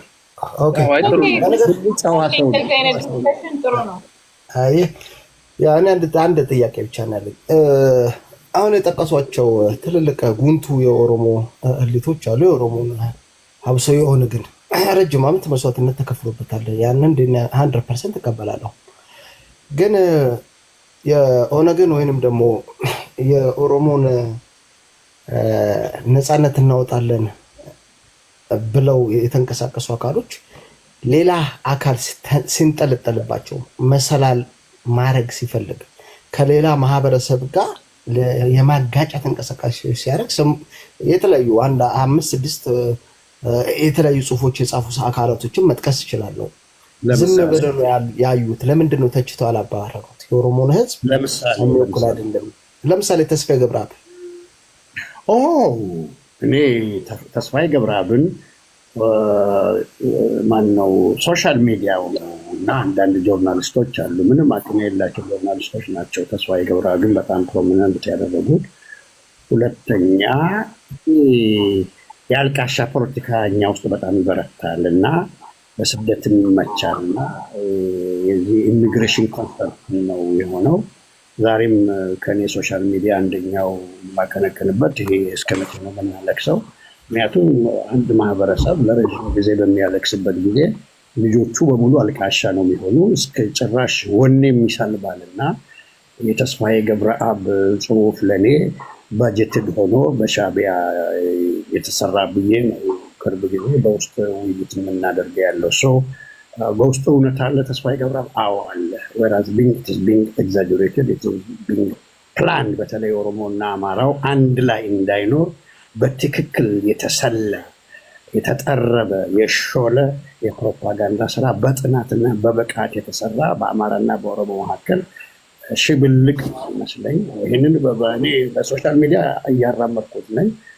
ቀላል የራሴን እይታም ጫንም አድርጌ ጫና ልኩኝ የምለው ነገር እዚህ ውስጥ ባይመጥነኝም የተስፋዬ ገብረአብ ጽሁፍ በአሁኑ ጊዜ አስለቃሽ በምን ነው እኔ ካምፔን የማደርገው። የካምፔን ስላቸው የፕሮፓጋንዲስት አይነት ሳይሆን ዲፕሊ አንደርስታንድ ስላደረግኩት እና ያንን የሚጠቀምበት ቡድን ስላለ እነዛ አይነት ነገሮች ሌንጮ ለታ ያኔ ኢምፓክት አልነበራቸውም። አንዳንዴ ሌንጮ ነገሮችን በመስማት የሚያሳልፉ ናቸው። ሲሰደቡ ምን እንዳሉ ታውቃላችሁ? ሌንጮ የሚፈልጉ ከኔ የሚፈልጉትን ስላላገኙ ነው የሚሳደቡ ወይም የሚራገሙ ብለው እስከዛ ዳውን ፕሌይ የሚያደርጉ ሰው ናቸው እና በትናንሽ ነገሮች ላይም ወደው አይናገሩም እንጂ እርግጠኛ ነኝ ያንን መጽሐፍ እንደማይወዱት ባይነግሩኝም ይረዳለሁ የሚገምተው። ቅድም ዶክተር ኢንቫይትን ማድረግኝ ያለ ኢንተርጀክሽን እና ኢንተርጀክት ማድረግ ፈልጋለሁ። አሁን በተለይ ሞር ፎከስ አድርጌበት የቆየሁትም ኤሪያ ስለሆነ አንደርቶኖችን እና ቶኑን ለይቶ ማየቱ አይ ቲንክ በጣም ክሪቲካል ይመስለኛል። ትግሉ የተለያዩ አንደርቶኖችን ይዞ ተንቀሳቅሷል። ቪሂክል አድርጎ የተጠቀመባቸው አሉ። አሁን የሃይማኖቱ መጀመሪያ ላይ የነበረው የራሱ የሆነ ዴንጀር ይዞ እስከሚመጣ ድረስ የመጫና ቱለማ የአይፌሎ እነኛ አይነቶቹ ኢንትግሬት ተደርጎ የራሱ የሆነ መተሳሰሩን ከዛ ውስጥ ያን ፍሌቨር የማውጣት ነገር እስከሚፈጠር ድረስ ሪጂናል የሆነውን ትራይባል የሆነውን ሪሊጂየስ የሆነውን አሁን ራሱ የተነሳውን ይሄ ለቅሶ የሚባለው ሚኒንግ ግሪፈንሶችን በጣም ማክሲማይዝ አድርጎ ቱ a certain degree ህዝብን ሊያስነሱ የሚችሉ ሊያስቆጡ ሊያስጎፈንኑ የሚችሉ አድርጎ የመስራትና የመሳል እነሱን ፕሮፓጌት የማድረግ ስራ ራሱን የቻለ ቪሂክል ነው። ቶኑ ግን ትክክለኛው የኦሮሞ ትግል ቶን አሁን እርሶ የሚያነሱት ብዙ ጊዜም በተለይ ወደ ፓወር ወደ ሲግኒፊካንት ሲጠጉ ክሊር የሚወጣው የኦሮሞ ትግል ኔቨር ኢትዮጵያን የመበታተን ሆኖ አያውቅም። ኢትዮጵያዊነትን ኮምፕሮማይዝ የማድረግ ሆኖ አያውቅም። the maximum የሄደው at some point ከአባው ወጥቶ አዋቦ የሚባል ለመስቀር እንደዛ አድርገው ከዛ በኋላ እሱን completely liquidify አድርገውት ነው ያስቀሩት። ምንድነው ይሄ ተገንጣይ የሆነውን በግልጽ በማኒፌስቶ ደረጃ ይዞ ሊንቀሳቀስ የሚፈልግ ፋክሽን ነበር። እሱን ዲሞሊሽን የተደረገው የራሱን ሴንቲመንቶች ይዞ ገብቶ እንደ አንደርቶን የቀጠለበት ምናምን ይዘት አለ። አንዳንድ ጊዜ ስቲል ለፕሮፓጌሽን ለመንበላ አንዳንድ ጽንፍ ረገጥ የሆነውን በጠላቻ ላይ ያለው ተሰፍቶ የቀረውን ለማነሳሻ በዛ ደረጃ ይነገራል። በማኒፌስቶ ደረጃ ወደ ፓወር ሲጽፉ ኢቭን አሁን ጫካ ያሉት ልጆችም ጭምር ኔቨር ከኢትዮጵያ ሉዓላዊነት ኢትዮጵያን ከማፍረስ አንጻር የሚናገር የለም። ውዝን በሀገራዊ ማዕቀፍ ውስጥ የኦሮሞን ጥያቄ ማስመለስ ሜጀር ነገር አት ማክሲመም የሚኬደው የኦሮሞ ህዝብ የዚህ ዩኒቲ የዚህ ዩኒየን የኢትዮጵያዊነቱ ወዶ የገባ አይደለም በሆነ ጊዜ ኢንቲግሬት የተደረገ ነው የሚለውን ትርክት ይዞ ስለዚህ በፍቃደኝነቱ ሬፈረንደም ያድርግ ሰልፍ ዲተርሚኔሽን ውስጥ ያ ሬፈረንደም የሚካተት የሚለው ሰልፍ ዲተርሚኔሽን is a wide በጣም ሰፊ አይዲያ ነው። ስናት ጀስት ሬፈረንደም ወይም ሴሴሽን ጋር የተያያዘ አይደለም፣ ግን ለህዝብ ፍላጎት እናቀርበው ነው። ጀነራሊ በኦሮሞ ህዝብ ታሪክ ውስጥም የለም፣ በፍላጎት ደረጃም የለም። ኦሮሚያ እኮ ጨፌ ከኖረ ይኸው 35ኛ ዓመት 33ኛ ዓመት አልፎ አይደለ? አንድ ቀን በጨፌ ውስጥ አንድ የጨፌ ሜምበር ወደ ፌዴሬሽን ምክር ቤት እስቲ ከኢትዮጵያ ሰሲድ የምናደርግበትን እንትን ኮንፈረንስ አምጦልን ብሎ አያውቅም። ስንት ነገር ስለ ግጦሽ መሬት ስለምን ስለ ውሃ ያልተወራ የለም። እንግዲህ 33 ዓመት ሲሰበሰብ ጨፌው ማለት ነው። በአመት ቢያንስ ትልልቅ ስብሰባዎች 1 3 4 ማድረጉ አይቀርም። ዳስ ላይ ከ100 በላይ አንድ ቀን አንድ አጀንዳ መታወቅ የለም። የኦሮሞ ህዝብ ፍላጎት ውስጥ የለም፣ ሂስትሪ ውስጥ የለም፣ ማንነቱ ውስጥ የለም፣ ትግሉ ውስጥም የለም። እንደ አንደርቶን ግን ያሉ ነገሮች አሉና እነሱን ትንሽ ሴፐሬት ማድረግ አለ። አሁን ትልቁ እየተሰራ ያለው ነገር ሜጀር ሽፍት እየፈጠርን ያለነው ነገር ምንድን ነው? በፊት ለማለት የሚፈራ የሚታፈር ነገር አሁን በአደባባይ ማለት የጀመርነው ምንድን ነው? ሌት ጎ ኦፍ ዳት አንደርቶን ኦፍ ሊብሬት መሆን አለብኝ ከሚለው ውጣ። አሁን ሊብሬሽን አይደለም ዲሞክራታይዜሽን። ከማንኛውም የኢትዮጵያ ህዝብ ጋር ያሉ ጥያቄዎች፣ የብሔርተኝነት ጥያቄዎች አንዳንዶቹ ኢቮልቭ አድርገዋል። አሁን የቋንቋ ጥያቄ በፊት ኧረ ቋንቋ ልናገር፣ አትስደበኝ፣ አታንቋሸኝ ነው፣ ራሴ ልማርበት ነው። አልፈናል። የተማርንበት እየጻፍንበት ድርሰት የተሰራበት ነው። የስራ ቋንቋ ነው ኦሮሚያ ውስጥ። አሁን የፌዴራል የስራ ቋንቋ ይሁንልን ኢኳል ሆኖ ከአማርኛ ቋንቋ ጋር ኢንቴግሬት ይደረግልን ወደሚል አድቫንስ አድርጓል። ከዛ የተረፈው ነገር ግን የዲሞክራታይዜሽን ጥያቄ ነው። ምን ማለት ነው? ያለው ህገ መንግስቱ ላይ ያሉት ነገሮች ኢቨን ሰልፍ ዲተርሚኔሽን itself እንደውም ኤክስትሪም ነው። ህገ መንግስቱ አርቲክል 39 እኔ እንደ አንድ ግለሰብ እንደ አንድ ኢትዮጵያዊ አርቲክል 39 አሜንድ መደረግ አለበት እላለሁ። ቢኮዝ አንድ ሀገር ዩኒፋይድ ሆኖ ወደፊት ተስፋ የሚኖረው ከሆነ እንዲህ አይነት ክፍት በር መቀመጥ የለበት። የብሔር ጥያቄዎች ካሉን ተመልሰው አድሚኒስትሬቲቭ ባውንደሪዎች ናቸው።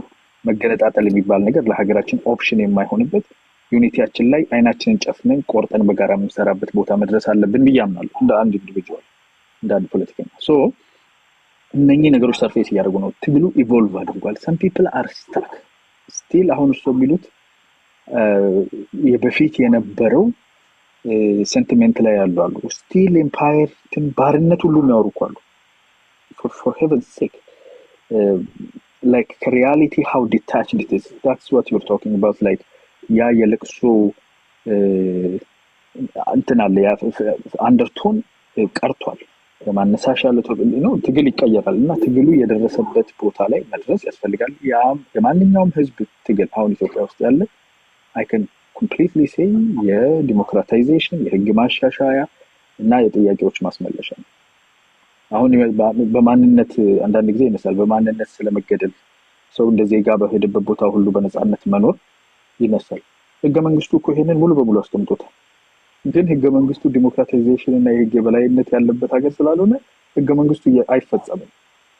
so what we are asking for is democratization. what we are asking for is ያለን ነገር ህገ መንግስቱ ላይ ይፈጸምልን፣ የህግ የበላይነት ይከበር። ከዛ በዘለለ ደግሞ መስተካከል ያለባቸው ነገሮች ይስተካከሉልን። ላክ ኦፍ ሪፕሬዘንቴሽን፣ የማንነትና የድንበር ጥያቄዎች፣ የቋንቋ ጥያቄዎች፣ እነኚህ ጥያቄዎች ይመለሱ ነው ፖለቲካል ኢኮኖሚው ላይ። ሶ አይ ቲንክ አንደርቶኑ ብንለየው አሁን አንደርቶኑ ቀርቶ ነው ኢትስ ላይክ አፍተር ቴስት ነው። አንዳንዱ መተው ያቃተዋል። ስቲል የሪሊጂየስ ነገር በፊት የነበረውን እስካሁን ያለቀቀ በውስጥ የሚያስኬድ አለ። የሪጂናል ይሄ እነኚህ ነገሮች አሉና እሱን ኢንተርጀክት ላድርግ ብዬ አይ ኖ ዲስ ኢዝ ራዘር እንደ ፊደል ካስትሮ አንዳንድ ጊዜ ማውራት ከጀመርኩኝ 6 ሰዓት አለቅምና by the way እኔ what I was recently ነው ማን እንደጻፈው እንኳን ስለ ተስፋዬ ገብረአብ ኢንተርቪዎቹ ምናምን ነገር ማየት ጀመርኩኝና anybody እኔ አሁን ነው ያወቅኩት። I swear to God ነው ማለት ይሄን ሰውዬ ግን በፖዚቲቭሊ ነው ያመጣው ብሎ ላይክ ቼክ ሊያደርገው የነበረ ሰው ነበር። ኢንተርጀክት ላድርግልሽ እና እኔ አንድ ጋዜጠኛ ነኝ የምል ሰው አውቃለሁ፣ ስሙን ባላነሳው። ይጫወታል፣ ወደ ግራም ወደ ቀኝ ይጫወታል። አንዳንዴ ሴንትራል ኢትዮጵያ ፖለቲካ ይጫወታል፣ አንዳንዴ የኦሮሞ ፖለቲካ ይጫወታል፣ አንዳንዴ ጋዜጠኛ ነኝ ይላል። እሱ ነው ለራሱ እንዲሁ ኢንፋሳይዝ ሲያደርገው ነበር እንጂ ፕሮሚነንት የሆነ ጋዜጠኛ አላመጣውም። ያ ሰው አሁን ቪኦኤ ውስጥ ነው ያለው። እንዲህ ስትሮንግ ሆኖ በቪኦኤ ላይ ግን ኢትዮጵያን ፖለቲካ ሲያራምድ ግን አናየው እና ኢትዮጵያንስት ኦሮሞ ጋዜጠኛ ነው እና ድፍረት የለውም። ኦሮሞም አይደለም አማራም አይደለም። ይሄ ከመካከል መሆንና ከናይ ጌስ ጋስ ጀመር ገስ አድርገው ሄኖክ ሰማዝጌር ነው የሚባል ነው አይደለም ኦኬ እና ደንደሳም ነገር ነው እና ምንድነው ዋጋ አይከፍልም። ከዳር ነው የሚጫወተው። ኦሮሞ ይሆናል፣ አማራ ይሆናል፣ ኢትዮጵያንስት ይሆናል። ግን he never plays anything seriously። ተስፋዬ ገብረአብን ወደ እኛ በጣም ያስጠጋው ያ ጋዜጠኛ ነው እና ለራሱ ይጠቀምበት ነበር። ትልቅ ስራ እንደሰራ አድርጎ ምንድነው ሳይኮሎጂክ እንግዲህ ትንሽ ሐኪም መሆን ደግሞ አንዳንዴ ብዙ ያሳውቅና ከብዙ ሰው ጋር ያጋጫል እና ለራሱ እውቅና የምንጠቀምበት ጋዜጠኛ ነበር ከኦሮሞ ጋር እንጂ በጣም ፕሮሚናንት አልነበረም። ነገ አንድ ጋዜጠኛ ይሄንን ሰው ወደኛ በጣም ያመጣው ምንም ነገር አልሰራም። ተስፋዬ ገብረአብ ብቻ ነው ኢንተርቪው ሲያደርገው የነበረው። አንድ ሰው እዚህ ጠቅሶታል። ከና ምናምን የሚለው ሰው እየሰማሁ ስሙን እያየሁት ነው።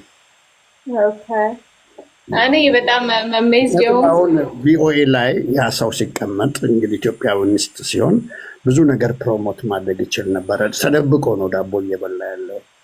ምክንያቱም ቪኦኤ ዳቦ አለው። ብቻ እንደዚህ መሆኑን ራሱኛ እኔ የት ነበርን ሁላ ነው ያልኩት። በቃ ምን ያህል ሀፕን እያደረገ የነበረውን ነገር ምንም አንደርስታንድ አናረግም ነበር እና አላረግም ነበር። እኔ ነው ከላዩ ብቻ ነው ኦንሊ ቲንግ ቲፒኤልኤፍ የሚሰራውን ነገር ምናምን ነበር እንጂ የማየው ነበረ። ይህን ነገር ሪሰንትሊ ነው እና አምቻና አንደርስታንድ ከኢንተርቪዎቹ ከንግግሮቹ ሶርሱ የተጠቀመበት ላይክ just doesn't make sense። እንደ ሶርስ ራሱ የሚጠቀማቸው ነገሮች ራሱ እኔ እንጃ። ስቶሪዎች አሉ በኢትዮጵያ ምድር ላይ by the way እኔ am one of those people believe መጥፎ ነገር አልተደረገም ብያለሁ። አንዱ ላይ አድርጓል እያልን አይደለንም፣ ግን ኤግዛጀሬሽን ጥሩ አይደለም። ሀገር ኤግዛጀሬሽኑ ግን ሶሳይቲው አብሮ እንዳይኖር ነገር ኦን ፐርፐዝሊ ፕላን የተደረገ ነው። ኦን ፐርፐዝ ባጀት ሆኖ በጣም ብቃት ተስፋዬ ገብረአብ ችሎታ ያለው ጋዜጠኛ ነው። ያን ችሎታ ባጀት ነው እና ኦሮሞና አማራን ለማቃቃር ስራዬ ተብሎ የተሰራበት መጽሐፍ ነው የሚመስለኝ። ውስጡ እውነት አለ፣ ግን አሜሪካም አይ ዶንት ቲንክ ጋዜጠኛ አይመስለኝም። ጋዜጠኛ ሳይሆን ጸሐፊ ወደሚል እናስጠጋውና ጸሐፊ ጋዜጣም ነበር ጋዜጣ ስላለው ጋዜጠኛ አይባልም። ጋዜጠኛ እንትን አለው ፕሪንሲፕል አለው። ባይዘው እንደ ተስፋዬ ገብረአብ አይነት ጽሑፍ የጻፈን ሰው ጋዜጠኛ አድርገህ ብታስቀምጠው ኖሮ በጋዜጠኝነት መርህ ይቀጣል። አንደኛው የጋዜጠኝነት መርህ ነው የጋዜጠኝነት ናተር ነው። አንደኛው ሌላኛው ፕሮፌሽን ማለት በህዝብ መካከል ቁርሾ የሚፈጥር በሀገር ሉዓላዊነት ላይ የሚያሴር ምናምን ይሄ የጋዜጠኝነት የመጨረሻዎቹ እንትኖች ናቸው። የትሪዝን እንደሚለው አይነት የሀገር ክደት እንደሚለው አይነት ከፕሮፌሽን አንጻር በጣም ኤክስትሪምሊ የተሳሳተ ነው፣ ያስቀጣል። እና እንትና ማነው ተስፋዬ የጻፋቸው ጽሁፎችን የዩኒቨርሲቲ ተማሪ እያለሁ ጋዜጠኛው ማስታወሻ ይመስለኛል የሚለው አንደኛውን እንትን አንብቤለት ነበር። ይመስጣል የስነ ጽሁፍ ስኪሉ ደወይ እንትን የሚፈልገውን ነገር ለአንባቢ የሚሰጥበት መንገድ እሱ የደራሲ ክህሎት ነው እንጂ የጋዜጠኝነት መርህ አይደለም። ጋዜጠኝነትና ደራሲነት በጣም የተራራቁ ናቸው። በኢትዮጵያ እንግዲህ ፕሮፌሽናሊዝም ብዙም ጊዜ ድንበር ይለካል። ሂስቶሪያንም ይሆናል፣ አንድ ሰው ሲፈልግ ፖለቲከኛ ይሆናል፣ ኢኮኖሚስት ይሆናል። ምንም አይሆነው ነገር አለ ሰው አፍረት ከሌለው። ያ አይ ኖ እኔ እንደዚህ አይነት መጽሐፎች ሊጻፉ እንደሚችሉ እንትን እላለሁ። አሁን ለምሳሌ በሚዲያዎቻችን እንኳን ነው አሁን ኤንኢዲ የሚባል ካምፓኒ አለ አሜሪካን ሀገር ውስጥ ማለት ነው። ቤዚክሊ አፍሪካን ሀገር ውስጥ ሚዲያዎቹን አንዳንዶቹ እያወቁ ነው፣ አንዳንዶቹ ግን ሳያውቁ ፕላንት የሚያደርጓቸው አሉ ለእንደዚህ አይነት ፐርፐዝሊ አውቀው ማለት ነው የሚከፈላቸው እንትን ሰዎች ማለት ነው። ግን ሶርስ ኦፍ ኢንፎርም ፖለቲኮ እንደሚባለው አይነት ነው። ቤዚክሊ ፖለቲካውን እነሱ እንደሚፈልጉት ሼፕ እንዲያደርጉላቸው ማለት ነው። አሁን ይህ ሰውዬ እኔ እስካሁን ድረስ ነው ሞር ሰርች እያደረኩ ነው። አልዋሻችሁም። ገና እንትን ሞር ከየት ነው የመጣው ማን ነበር የሚደግፈው ይሄ ነገር ምናምን የሚለውን ነገር እና እነሱ ሰዎች የት ናቸው አሁን ያሉት የሚለውን ነገር እያየሁ ነው ያለው። አሁን ጋዜጠኝነት ብዬ ያስቀመጥኩት ይሄ ምኒልክን የማውገዝ ቲክቶከሮች ተጀምሯል። ታውቃላችሁ ምኒልክ ለአበሻው ምን አደረጉ? ለኦሮሞ ነው ያደረጉ እንጂ ምን ቲክቶከሮች አልሰማችሁም? እንዲያውም ለእኛ ለአበሾቹ የሰሩልን አፄ ዮሐንስ እንጂ አፄ ምኒልክ ምን ሰሩልን? እና የአፄ ምኒልክ ተቃራኒዎች ነበሩ። አፄ ምኒልክ ይገፉም ነበር ነው የሚባለው። ጥንካሬዎቸውን እውን ያደረጉላቸው ጎበና ዳጬዎች እና አማቾቻቸው ናቸው። ብራዘር ኢንሎውስ ሲስተርስ ኢንሎውስ ነው የሆኑት። ምኒልክ ብቻ ሳይሆኑ አባታቸውም ከሸዋ ኦሮሞዎች ጋር ቅርበት ነበራቸው እና በዚህ በሰለሞኒክ ዳይናስቲ መካከል ሁለት ቡድን ነበረ። አንደኛው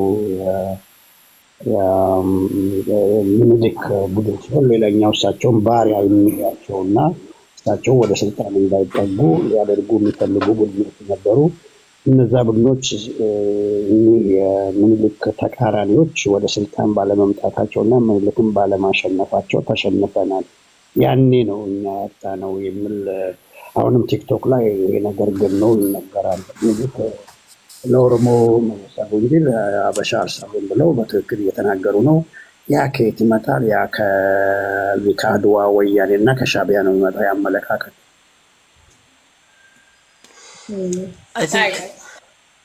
እንትን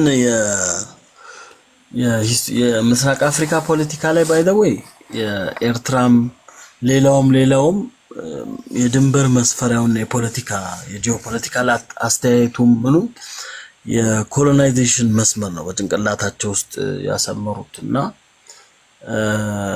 ፊቸሮቻቸውንም ጅቡቲንም ስታዩት ሶማሊላንድም ሶማሊያም ኤክሴፕት ኬንያ ማለት ይችላል። የኬንያም ከውሃ ሀብት ጋር የተገናኘ ጥገኝነት አለባት። ከዛ ውጪ ባለው ግን በኤርትራን በተለይ መሰረት አድርገን ስናስብ የሀገርነት ኮንሴፕታቸውን አገር እንሁን የሚለውን የአእምሯቸው ውስጥ ያለው ኮንሴፕት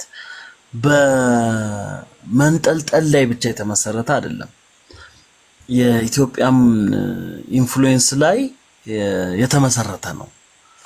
ተስፋዬ ገብረአብ እናንተ ምናልባት የምታውቁት ያልተመለሰው ባቡር የሚል አንድ ሌላ መጽሐፍ አለው። ከሱ የቡርቃ ዝምታ ነው አሁን ትልቁ አጨቃጫቂ የሆነው አንደኛው። ከዛ ውጪ ደግሞ እፎይታ የሚባል ጋዜጣ ነበረው። ጋዜጠኞች ህንጻ የሚባል ወደ እሳት አደጋው ወደ ጊዮርጊስ አካባቢ ያለበት እዛ ህንጻ መጨረሻ ላይ ነበር የሚኖረው። ምንድን ነው ይሄ ምን ነበር ሰው ፒያሳ ራስ መኮንን ድልድይ አካባቢ ጋዜጠኞች ህንጻ የሚባል አለ። እዛ ላይ ነበር የሚኖረው እና የሚገርማችሁ በጣም ነበር አባቴ የሚጠላው ማለት አይ ቲንክ ፕሮፌሰር አስራት ዲቴሉን ባላቅም እንግዲህ በልጅነት አእምሮ ትዝ የሚለኝ ምንድነው ትግራይ ናች መሰለኝ ሚስታቸውና የትግራይ ተወላጅ መሆኗን ሲያውቅ ምን ብሎ መጽሐፍ ጀመረ። ሚስታቸውን ላለማየት ትልቅ ጋዜጣ ፊታቸው ላይ ይዘረጋሉ። በቃ ትግሬ ለማየት አይወዱም። እንግዲህ አገብተዋት ወልደው ምናምን አብረው የሚለው ቤታቸው ድረስ እየገባ እንደዚህ አይነት ታሪክ እየፈጠረ ይጽፍ ነበር ስለ ፕሮፌሰር አስራት አንደርማይን ለማድረግ እሳቸው እንደን በወቅቱ የነበረው የሱን ጽሁፎች በእፎይታ ላይ የሚጽፋቸው ጽሁፎች በሙሉ ስታዩቸው ከእንትን ጋር የተያዙ ነበሩ። ከጥላቻ ጋር ከአማራ ጥላቻ ጋር የተያዘ ነበረ። ግማሹን ደግሞ የበደን ነው አርባ ጉጉ ምናምን የሚባለውን ነገር አብሮ ይዞት እየወጣ እንትን ይል ነበር። አት ሴም ታይም ይሄ ሰውዬ አሁን በቅርብ ጊዜ እንዳደረገው ማለት ነው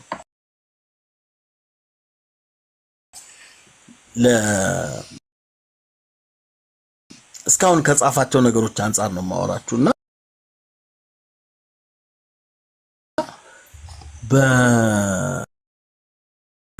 በጊዜው የእንትና ሲገደል ማነው ስሙ ጀነራል ከሱ ጋር እንደነበረ ጉዳዩ ወንጀሉ የተፈጸመበት ቦታ ቀድሞ የደረሰው ጻድቃን ነበር። የጻድቃን ሲደርስ ማን ጀነራሎች አብረውት እንደነበሩ ከሀያሎም ጋር ሲናገር የተናገራቸው መካከል አጉድሎ ነው የጻፈው። አብሮት እንደነበረ እንድረሸቴ አንደኛው ነው። አንድ የወያኔ አሁን ጀነራል የሆነ ሰውዬ እዛ የነበረ ነበር። I'll try to remember it and I'll tell you guys. እፎይታ የሚባለው ጋዜጣ ላይ ስለዛ ኤርትራዊ ገዳዩ ኤርትራዊ አይደለም እሱን ለመከላከል ምንድነው ወንጀል ለማቅለል ነው የሚባለው። ወንጀሉን ለማቅለል ይሁን ምን አይታወቅም እንዴት አድርጎ እንደጻፈ ያውቃል። የህዋታ ባለውን እኮ ከዛ በኋላ ቀጥሏል እኮ ይሄ ጸሐፊ የሆነ በእፎይታም በወያኔም ምናምን ወያኔም እያለ ሲጽፍ ኖሯል።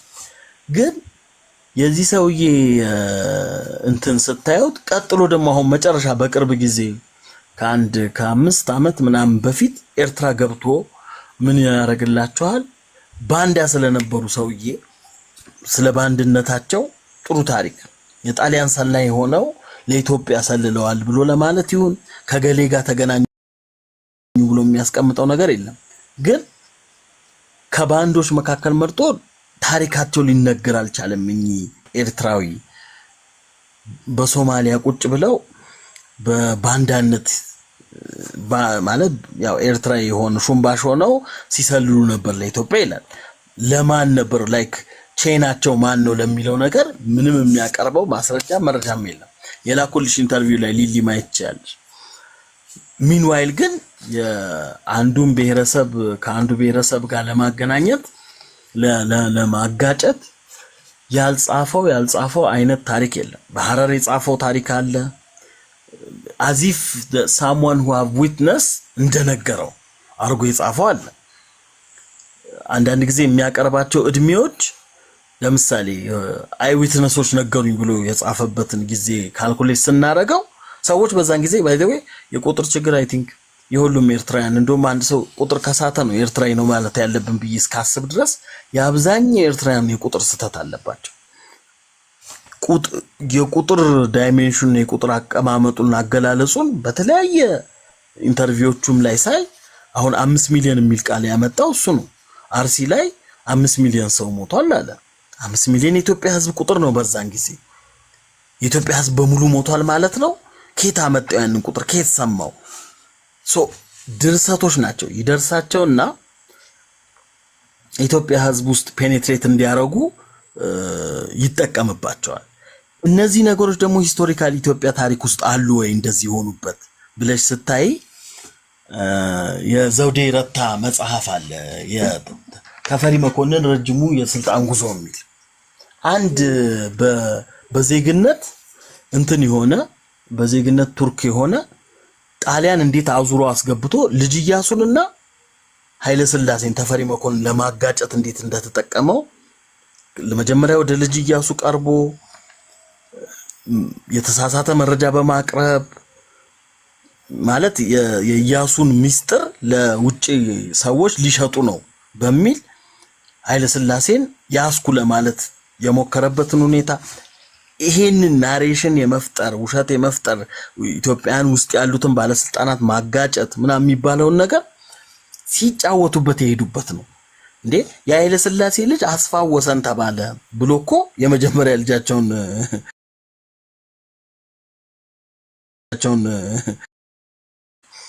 እንዴ ይሄ ማለት እኮ ይሄ ሰውዬ ነገ ስልጣን ይዞ የሱ ልጅ ደሞዝ ሲቀበለው አስፋው ቦርደሩን የሚያሰፋው እሱ ይሆናል ብሎ ስለሚያስብ ነው የሚል የማጋጨት ስራ ሲሰሩ ነው የኖሩት። ይሄ የኖረ እንትናቸው ነው። ያንን በቀጠናው ያለ እንደ ኤርትራ መንግስት አይነት ደግሞ ተቀብሎት ያንን ኢትዮጵያን ሲስተም ውስጥ በመግባት ተመሳሳይ ነገሩን ሲሰራ ኖሯል። አሁን በተለይ በማያው ተስፋዬ ገብረ የሚባለው ሰውዬ ስራው የዚህ የሂስቶሪካሊ የሚታወቅ ቱርካዊ አይነት ስራ ነው ሲሰራ የነበረው። አት ዘ ሴም ታይም ግሪኮች ነበሩ፣ የተለያዩ ሰዎች ነበሩ ኢትዮጵያ ውስጥ በተለያየ መንግስታት የተገሱ አንዱን ንጉስ ከአንዱ ንጉስ ማጋጨት አላማቸው ያለው። አድዋ ጦርነት ላይ እኮ በጣም ሲምፕል ኤግዛምፕል ልጥቀስና ዋክሹም የነበረው ሰውዬ ልጁን አጼ ሚኒሊክ የሾሙት ዋናው ሰውዬ በግሪካዊ ሰው አማካኝነት ለጣሊያን በእንትን ውስጥ በቀሰም ውስጥ ነው በምንድነው ስም ውስጥ እየከተተ ለጣሊያን መረጃ ሲያቀብል ቦርደር ላይ ተይዞ ነው። እንደዚህ አይነት የማጭበርበር ከዛ በኋላ መረጃ የማሳለፍ ስራ ምናምን ሲሰሩት ነው የኖሩት እነዚህ ሰዎች። አሁንም እኛ ኦልዌይስ የሚፈሩት ነገር አለ ኤርትራውያን፣ ይሄንን መረዳት አለባችሁ። በዓለም አቀፉ ህግና እንትኑ መሰረት ከሄደን ኤርትራ የምትባል ሀገር መኖር የለባትም፣ የለችም። ቢካዝ ከኢትዮጵያ ጋር የቀድሞ ቅኝ ገዥዋ አላቃትም ብላለች። በቃ አንስቻለሁ፣ ፕሮፐርቲውን መልሻለሁ ብላለች። ያንን ደግሞ ሪኮግናይዝ የሚያደርግ ስምምነቶችና የዶክመንቶች አሏት እዚህ እስከ ማስቀመጥ ድረስ። ከዛ በኋላ ያንን አካል እዚህ ላይ ያስቀምጦ የኢትዮጵያን ፖለቲካ ኢንፍሉዌንስ ማድረግ ድረስ የሚኬደው ምንድነው ምክንያቱ ብለሽ ስትይ ቢኮዝ ትሬት ይሄ የፌክ የተፈጠረችን ሀገር ህጋዊ ማድረግ አልቻሉ። እንዴት አድርገው ህጋዊ ያርጓት? ስለዚህ ሌሎች አንቺ ወደዛ ታርጌት እንዳታርግ የሚያደርጉበትን ስቴፕ ነው ሲጠቀሙበት የነበረው። ይሄን ተመሳሳይ ነገር የማይጠቀሙ ሊኖር ይችላሉ። ጅቡቲ ኢትዮጵያ አሁን ለምሳሌ ወደ ምስራቅ ማየት ከጀመረች በተለይ ወደ ሶማሊላንድ ምናምን የምትጠቀመው ኢሳን ነው። ኢሳን ጎሳ ታስነሳና ኢትዮጵያ አክሰስ ወደምትፈልግበት ኤሪያዎች ላይ ችግር ትፈጥራለች። አት ዘ ሴም ታይም አፋር ውስጥ ችግር ትፈጥራለች። አሁን አንዳንድ ኤርትራውያንም እየሳሱብን ተቸግረናል። ኢሳ ሆነው ሳይሆን ሳስተው ነው የሚለው። ናይኮ አድርስልኝ እባክህ። እና እንደዚህ አይነት እንትኖች አብዛኛው አካላት ይጠቀሙበታል፣ ይጫወቱበታል። ይሄን ጨዋታ ግን እኛ ቀደም ብለን በመረዳት ፋክት ቼክ በማድረግም ሊሆን ይችላል ከእንትኑ ውጪ ከጥቅም ውጪ ልናደርገው የምንችለው እውነታውን ሎጂካል በሆኑ ኩዌስችኖች ራሱ ዩዝለስ ተደርገው ሊጣሉ የሚችሉ ነገሮች ናቸው። ቢኮዝ ኢን ዴፕዝ እውቀትም ያለባቸው አይደሉም ባይ እንኳን እሱ እና አንዳርጋቸው ጽጌ መጽሐፍ ሚኒሊክ 20,000 ከብት ዘርፎኛል ብሏል ከአዲስ አበባ 20,000 ከብት can you imagine? Yeah, I think and ሆነ ቀበላለሁ። ቆይ አንድ ሲሪየስ የሆነ በደንብ I think አንደርላይን አድርጌ መሄድ የምፈልገው ነገር ዲቴይልሶቹ ውስጥ ሳይሆን just generally አንዳንዴ ፖለቲካል ፋክትስ እና ፋክትስ መሀል ያለ ነገር መለየትም ያስፈልገናል። ፖለቲካ እውነት ስለሆነ ብቻ አትናገር። እውነት ስላልሆነም ብቻ ደግሞ አትቆጠብ። ፐርፐስፉል ነው ፖለቲክስ የሚነገረው to what end goal ብለህ ነው የምትናገረው። ለዛ ነው ሐቀኞች ፖለቲካ ውስጥ ስትራግል ያደርጋሉ፣ ቶሎ ነው የሚሰውት። የዘረራስ እውነተኛም ህይወታቸውን ያጣሉ። የትጥቅ ትግል ከሆነ መሬት ላይ ከሆነ የእንትን ከሆነ ደግሞ ይሄ የዲስኮርስ ፖለቲካ ያዳራሽና ያደባባይ ፖለቲካ ከሆነ ደግሞ ከህዝብ አፕታይት ውስጥ እንዲወጡ ይደረጋሉ፣ ፑሽ አውት ይደረጋሉ።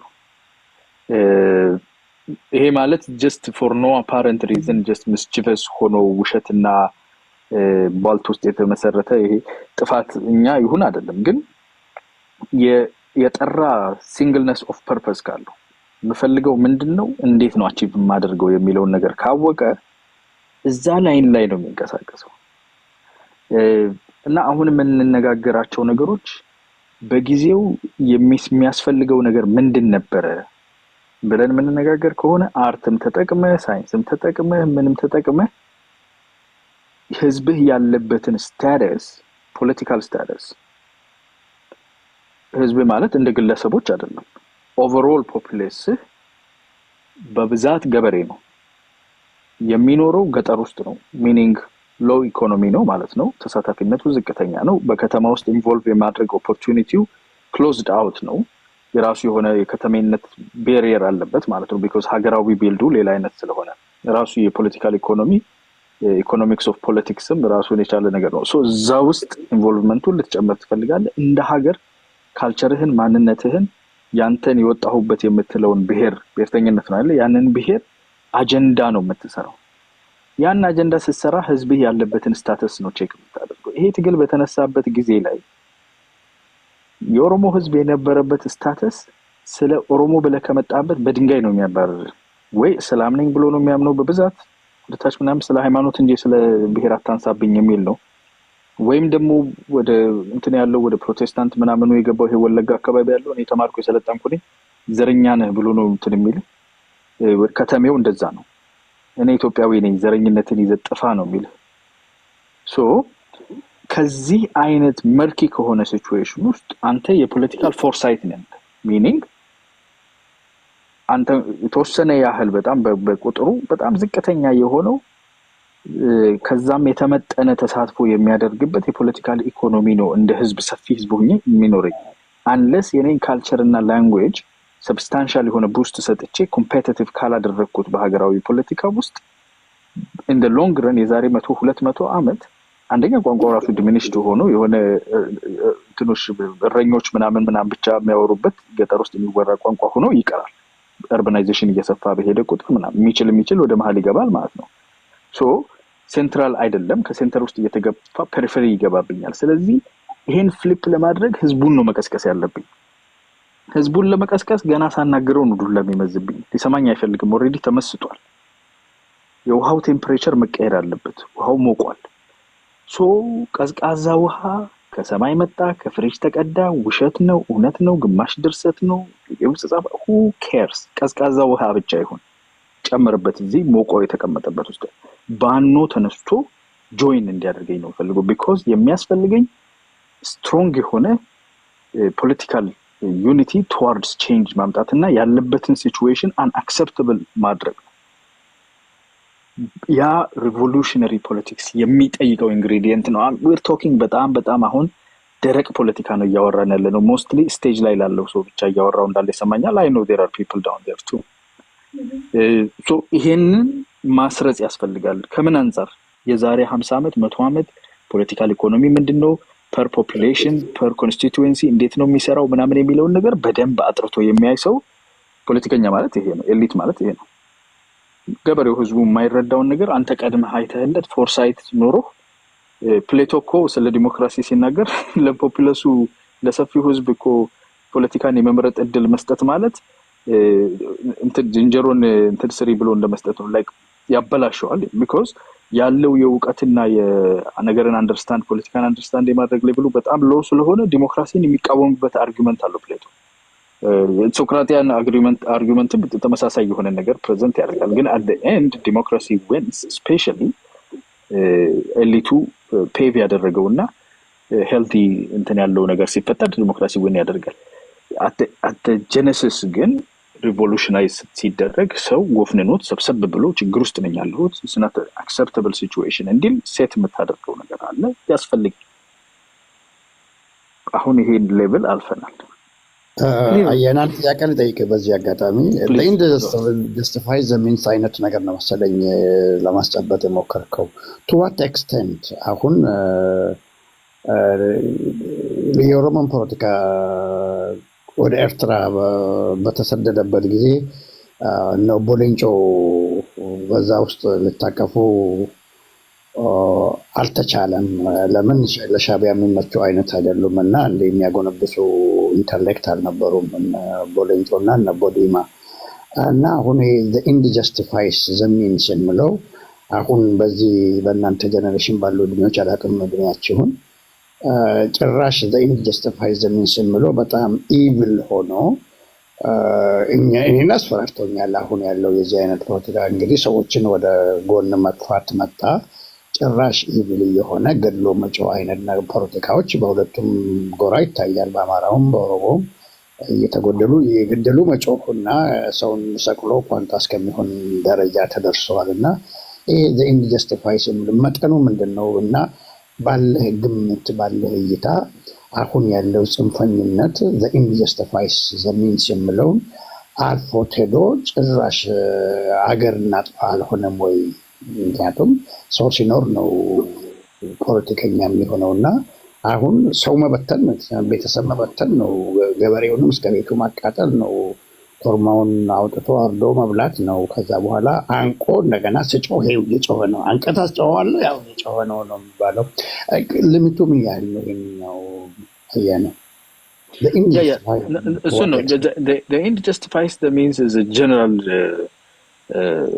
of course, unacceptable logical pattern, no? Because it's a slippery slope of anything goes. No? At some point, if the end justifies the means, as far as I thought that the end is going to be through BX Kudras, then I am morally not obligated to operate within the norms and realm of society. በሚለው አጉራ ዘለልነትና እንደፈለጉ የፈለጉትን አድርጎ ሐሳቤ እኮ መልካም እንዲሆን ነው የሚለውን ሎጂካል አርጉመንት ጀስቲፋይ ያደርጋል ከሚለው የመጣ ነው። ኤንድ ደግሞ መሬትም ላይ በተያያዥ ኤንዱን ራሳቸው ፎርሙሌት አድርገውት መጥተው ፋክቹዋል ኤንድ ነው ወይ ነው አሁን ትልቁ ጥያቄ። አንደኛ። ሁለተኛ is not something that should be done modus operandi አይደለም። ዝም ብሎ በማንኛውም ጊዜ ሊደረግ የሚገባው የፖለቲካል ኦፕሬሽን ሲስተም አይደለም።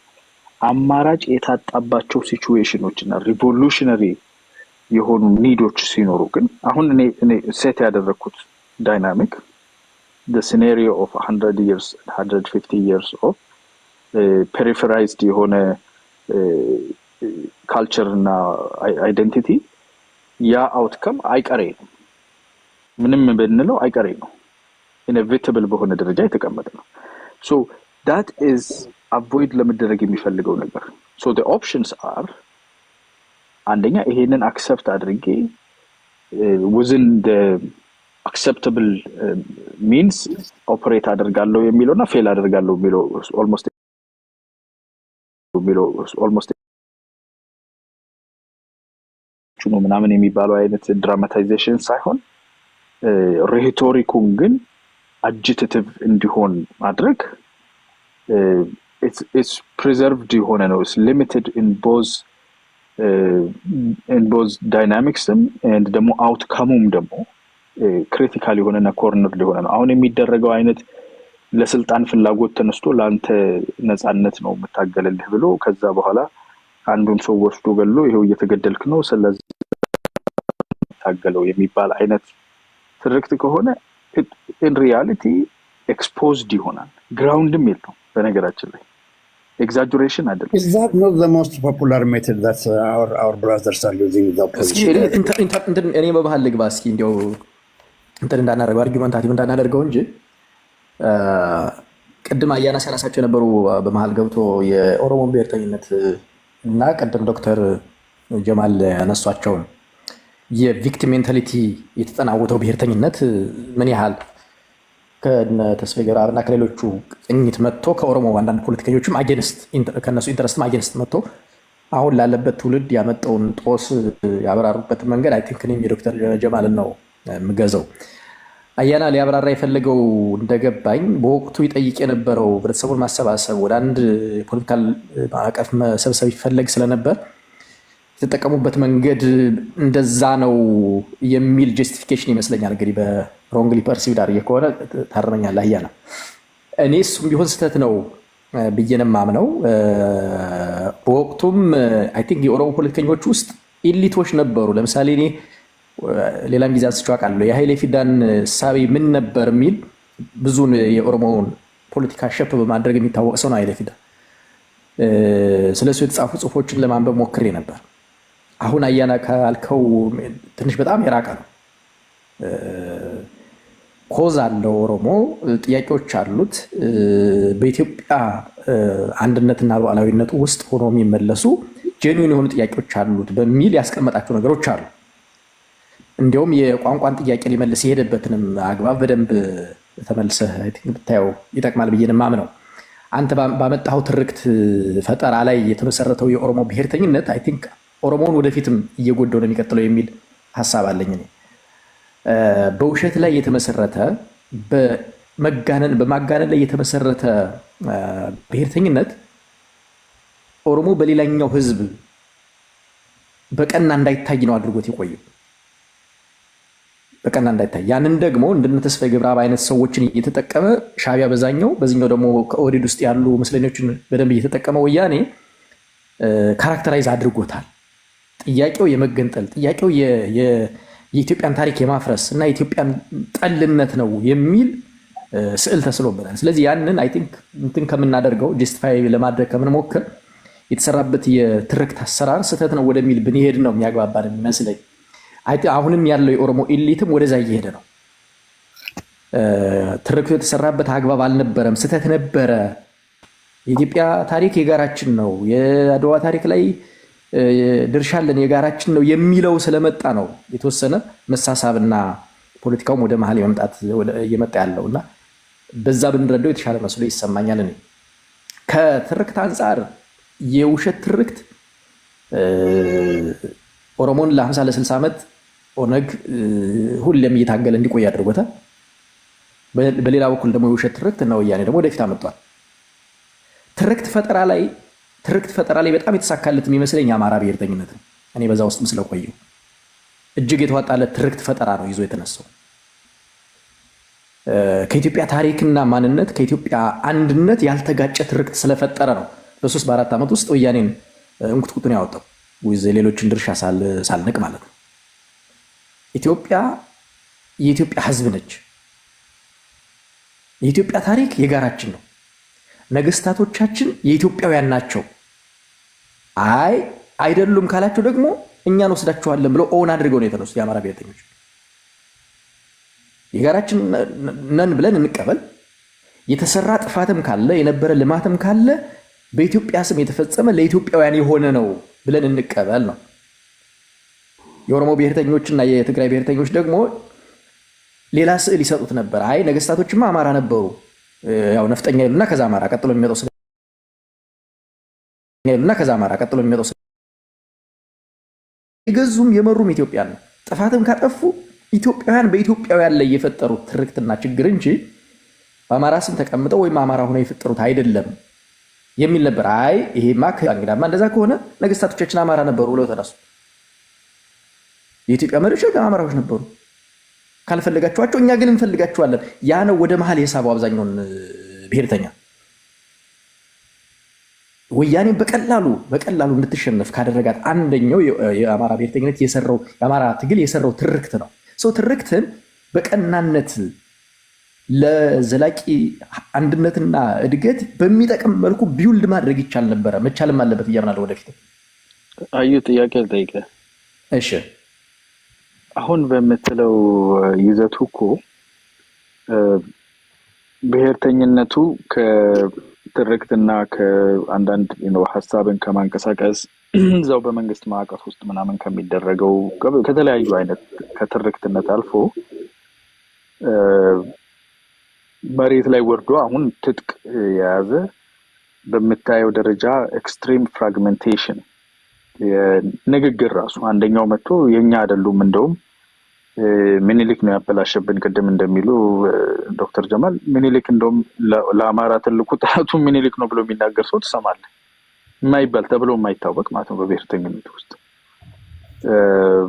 ከዛ ደግሞ አንደኛው መጥቶ እንዳለ ኦሮሞዎች ናቸው ከበካፋ ከምናምን ያለስላስ ሁሉም እንዳለ ኦሮሞ ነው፣ አማራ የተገዛው በአማራ የነበረው እንደዚህ ነው፣ እኛ የምንፈልገው እንደዛ የሚላለ ኢቨን በነገስታቱ ደረጃ ነው ብለ ከዛ በወረደ ደግሞ አሁን ስትራክቸርድ ሆኖ እንደምትለው ብሔርተኝነቱ ሀገራዊነቱንም አብሮ የሚገነባ አይነት ሆኖ ወደፊት የማይሄድበት ወገንተኝነቱ ከተለያየ ቦታ የሆነበት እንደ ደግሞ የታጠቀ የሆነ የራሱን ክልል የራሱ ህዝብ ጋር የሚገጫጭ አይነት ፍሌቨር እየያዘ ገና ከሁለተኛ ዓመቱ ላይ ነው ያለው።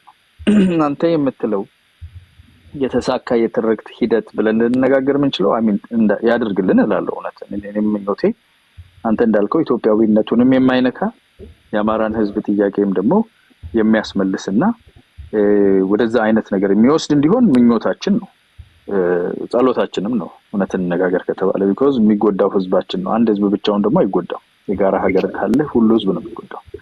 ግን እያየንበት ያለነው ፍሌቨር ለረጅም ጊዜ እንደዚህ አይነት ፍራግመንቴሽኖች እና በየጊዜው እየተመዘዙ እንዳልከው እኮ አንተ አሁን ትርክት የምትለው ስንት አይነት የውሸት ትርክት እኛ ራሱ ያፈረስነው ስንት አይነት ከሩዋንዳ ላይ ኮፒ ተደርጎ ፔስት የተደረገ ትርክት እኮ መጀመሪያ ላይ የነበረ ትርክት ነው።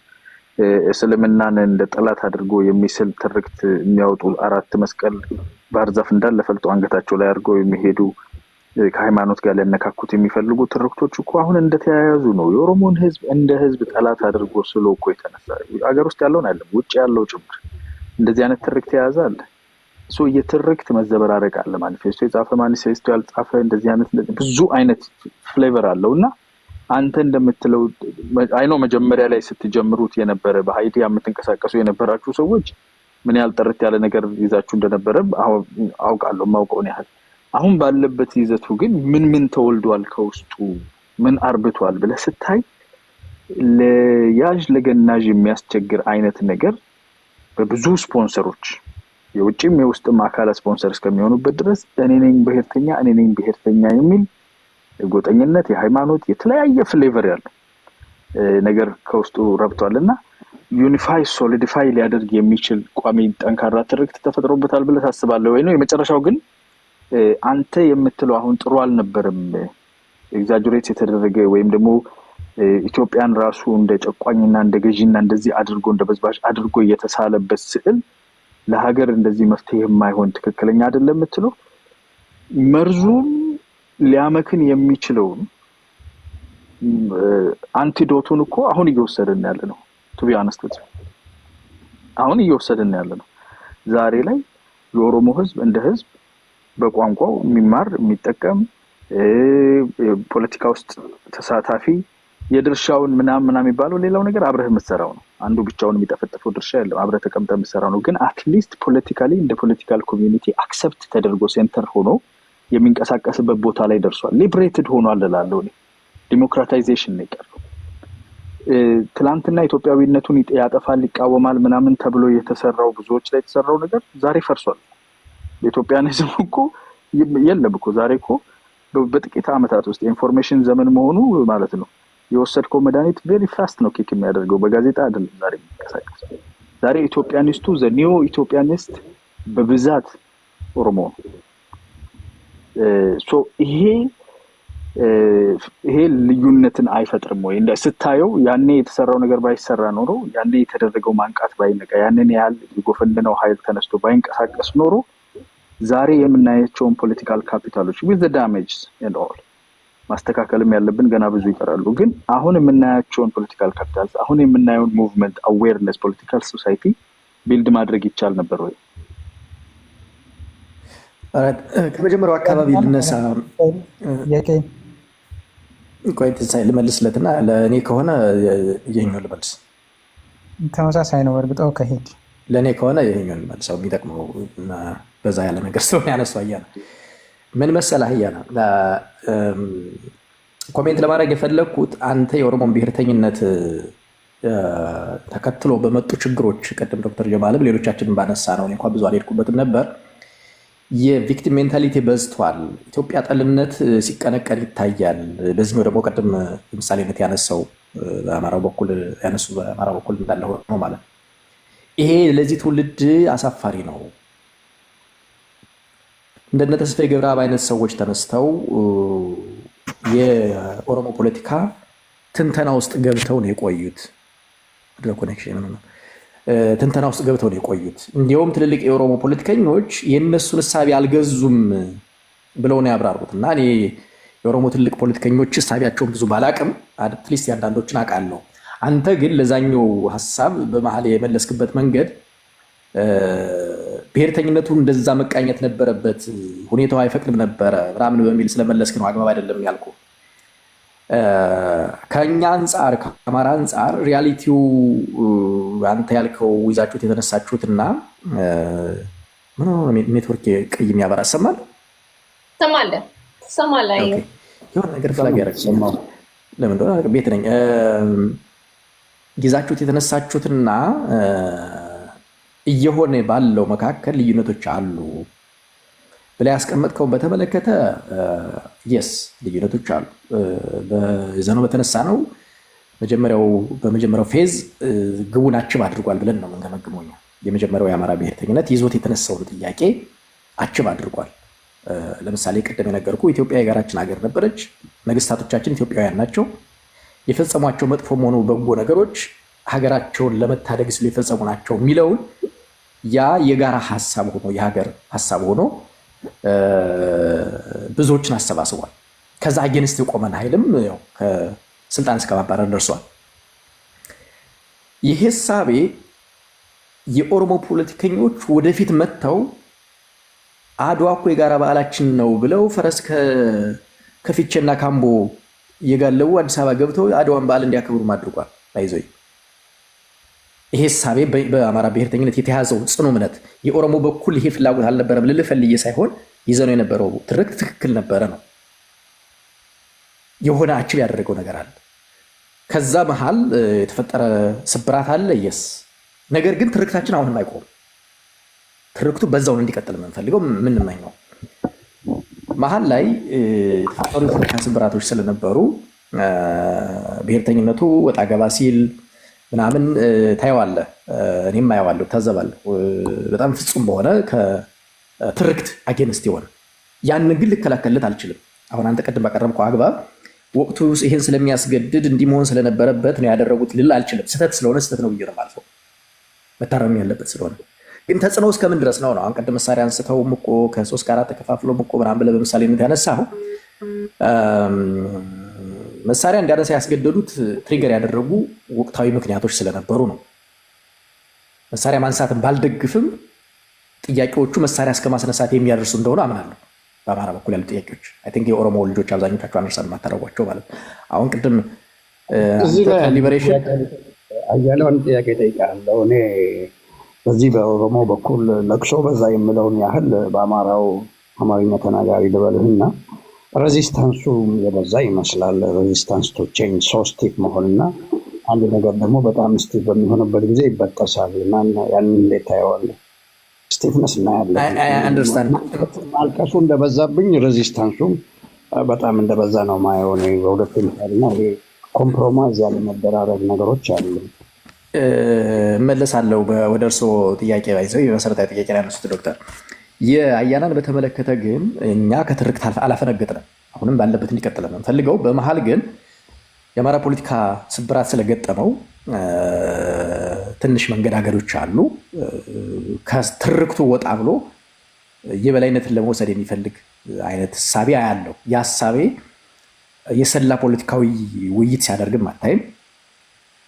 እንግዲህ ፎር ዘ ፈርስት ታይም አፄ ምኒልክ ለአማራ ምን አደረጉ የሚል ንግግር ተነግሯል። እንግዲህ ዶክተር ጀማል እኔ አልሰማሁትም፣ እንዳጋጣሚ ሆኖ አልፎኛል። ንግግር በጣም ነው የሰማሁት፣ ትንሽ አልሰማሁም። እኔ ለመጀመሪያ ጊዜ ሌላ ሾኪንግ ስቶሪዎች ሰምቻለሁ በዚህ በሶሻል ሚዲያ በጣም ሾክ የሚያደርጉ። ይሄኛውን እንግዲህ ሌላ ሾክ የሚያደርግ ነገር የምሰማው እንዲህ አይነት ነገሮች የተፈጠሩት ግን ትርክታችን ተሳስቶ አይደለም። ትርክቱ አልተሳሳትም። አሁንም በጽኑ ነው የማምንበት። መሀል ላይ የተፈጠረ የፖለቲካ ስብራት ስለነበረ ነው። እሱ ይጠገናል። ተጽዕኖ እስከምን ድረስ ነው ነው ዋናው ነገር። አሁን በአማራ ፖለቲካ ውስጥ ሰው አንደርስታንድ የማያደርገው ሳይለንት ማጆሪቲውን አንደርስትሜት ያደርገዋል። ነገሩ ጡዞ አላስፈላጊ መንገድ የሚደርስ ከሆነ ገብቶ ቴኮቨር ማድረግ የሚችል ኢሊት አለ በአማራ ውስጥ። ከቁጥጥር ውጭ ማስወጣት የማያስችል አቅም ያለው አካል አለ። ነገር ግን ያ አካል ግን እየተሳተፈ አይታይም።